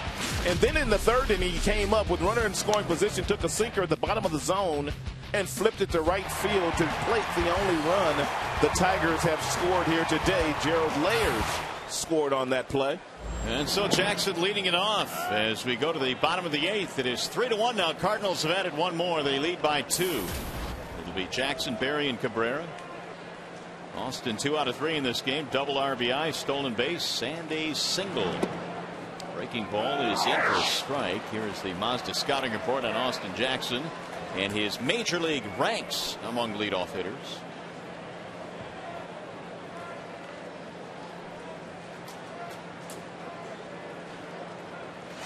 Here's the 0-2 pitch. Foul back out of play. If Austin Jackson continues to play the game at the level that he's playing the game at right now, he might sneak into the All-Star game.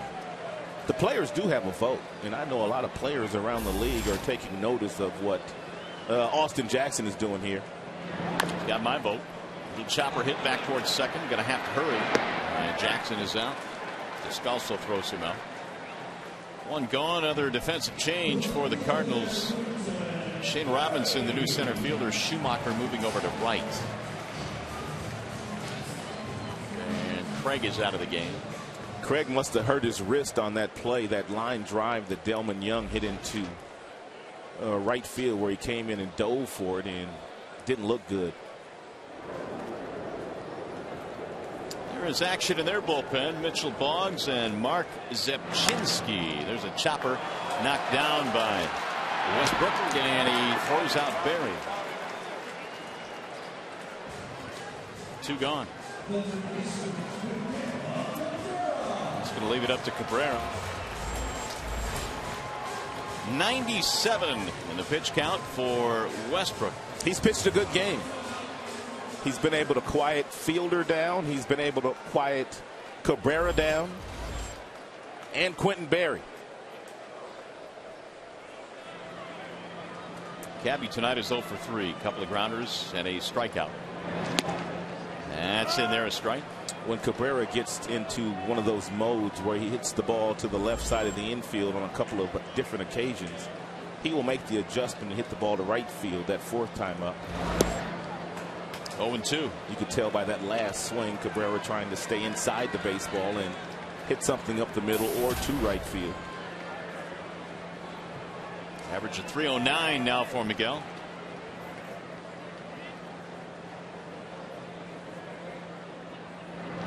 Way outside.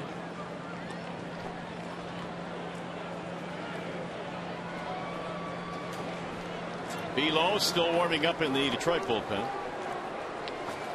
Tigers have not gotten a whole lot from 2, 3, and 4 tonight, and their lineup there are combined 0 for 10. Baseball has gotten loose. So Robinson will run it down.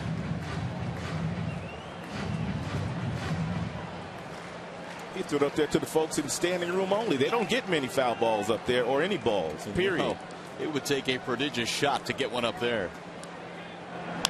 There's a ground ball left side. That's deep behind the bag and fair. And Cabrera's out. Another 1, 2, 3 inning and 3 ground ball outs. Westbrook has been outstanding tonight. We go to the 9th.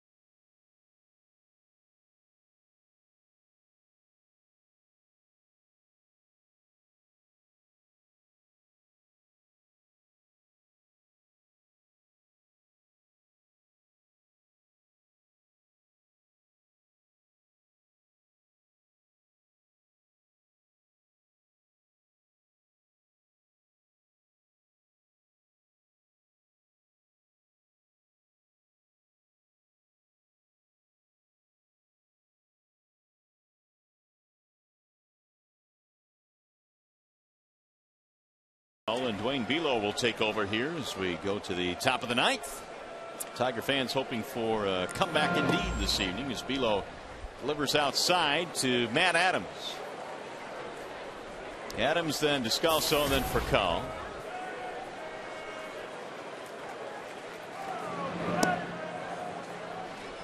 Two balls, no strikes. Only 3 walks for Below in 29 2/3 innings pitched this year.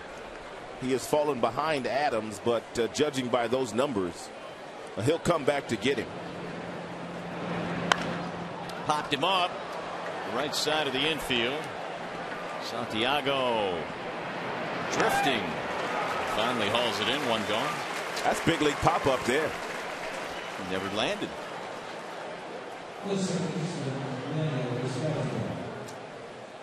One out.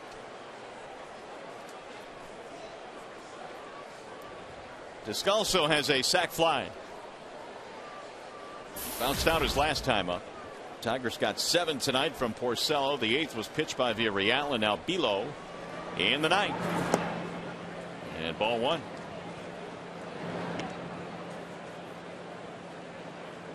Three runs, 10 hits, 1 error for the Cardinals. Tigers have 1 run, 5 hits, 1 error.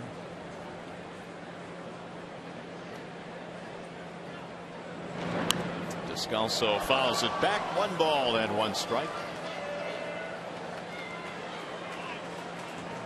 Dwayne Bilo out of Britain, Michigan. Made his major league debut last year and really has become a vital cog out of the Detroit bullpen from the left side.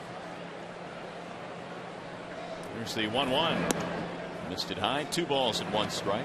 Most of Bilo's innings this year have come early in games where Tigers starters don't go as far as Jim would like for them to go, and he's been able to slow the other team down most days and give the Tigers a chance to catch up, which is his mission again here tonight.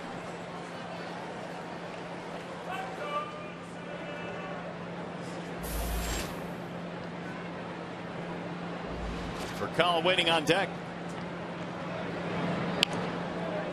Back up the middle into center. 1 out single.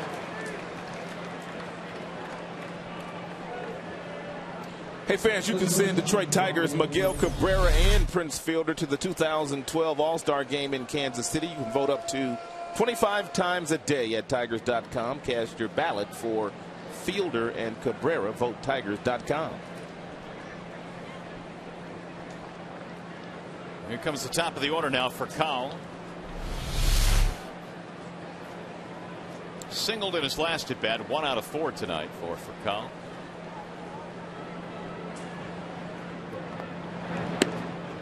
There's a strike. 0-1. Not many thought that Bilo would pitch professionally after high school. In fact, he was playing a summer ball game, and one of the teams that they were playing was coached by the head coach at Lake Michigan College. He noticed Dwayne, offered him a chance to pitch in college. Right back up the middle. That's into center field. A solid single for Furcal. That'll put 2 aboard now for the Cardinals as they try and add to their 3-1 lead.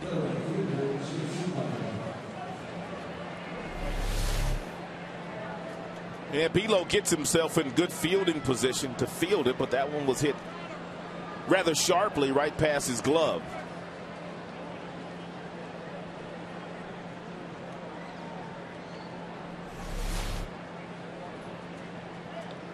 There's Schumacher with 1 out.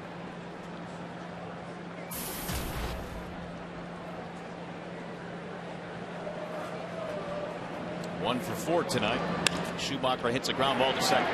Santiago flips to second. 1 relay.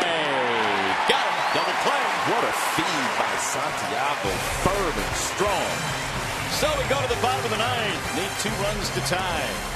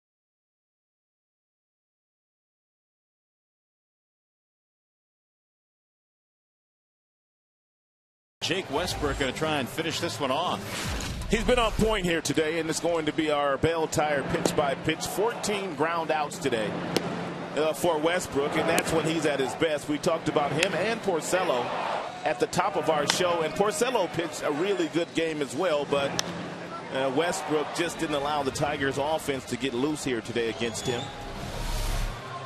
But more work to be done if he wants to finish this one off. 14 ground ball outs.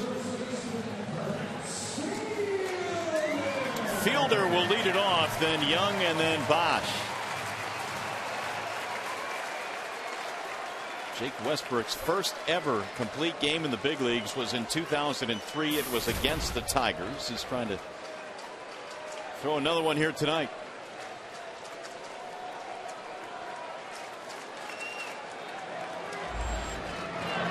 First pitch is in for a strike on Prince. He has thrown a total of 102 pitches so far in the game, and 73 have been strikes. He has only missed the strike zone with 29 pitches today. Rip foul, first base side, 0-2. That is quite a ratio.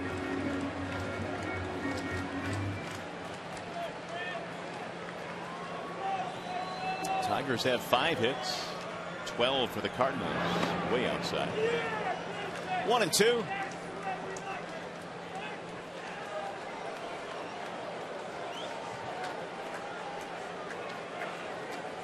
Jim Leland checking out the lineup card.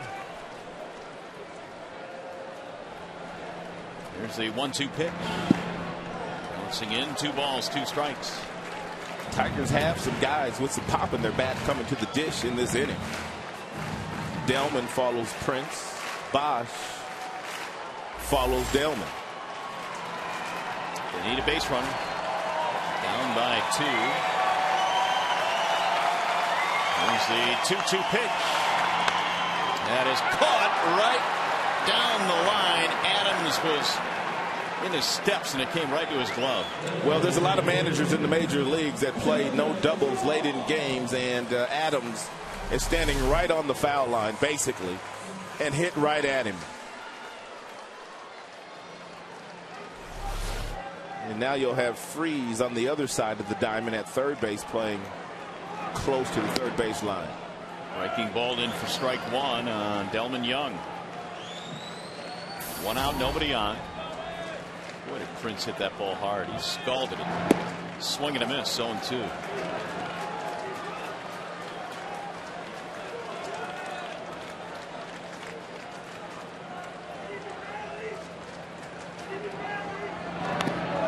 Hit it. Hit the bat.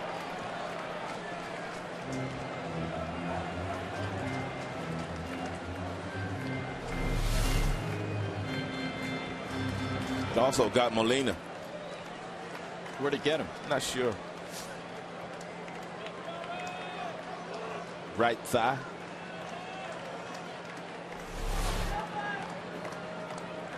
Here's the 0-2. Swing and a miss. Delman goes down swinging. So Westbrook now is 1 out away from the complete game victory.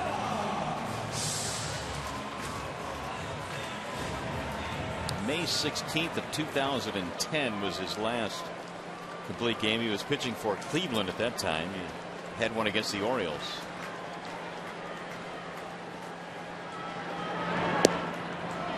Strike 1 on Bosch, the Tigers' last chance tonight.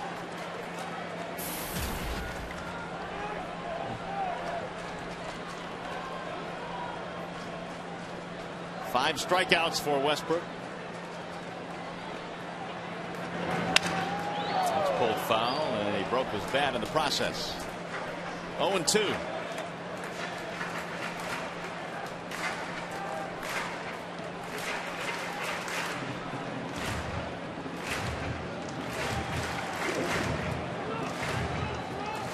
Tigers down to the final strike. Westbrook has spun a beauty tonight. Only 5 hits. The only run the Tigers got back in the 3rd on the RBI double by Jackson.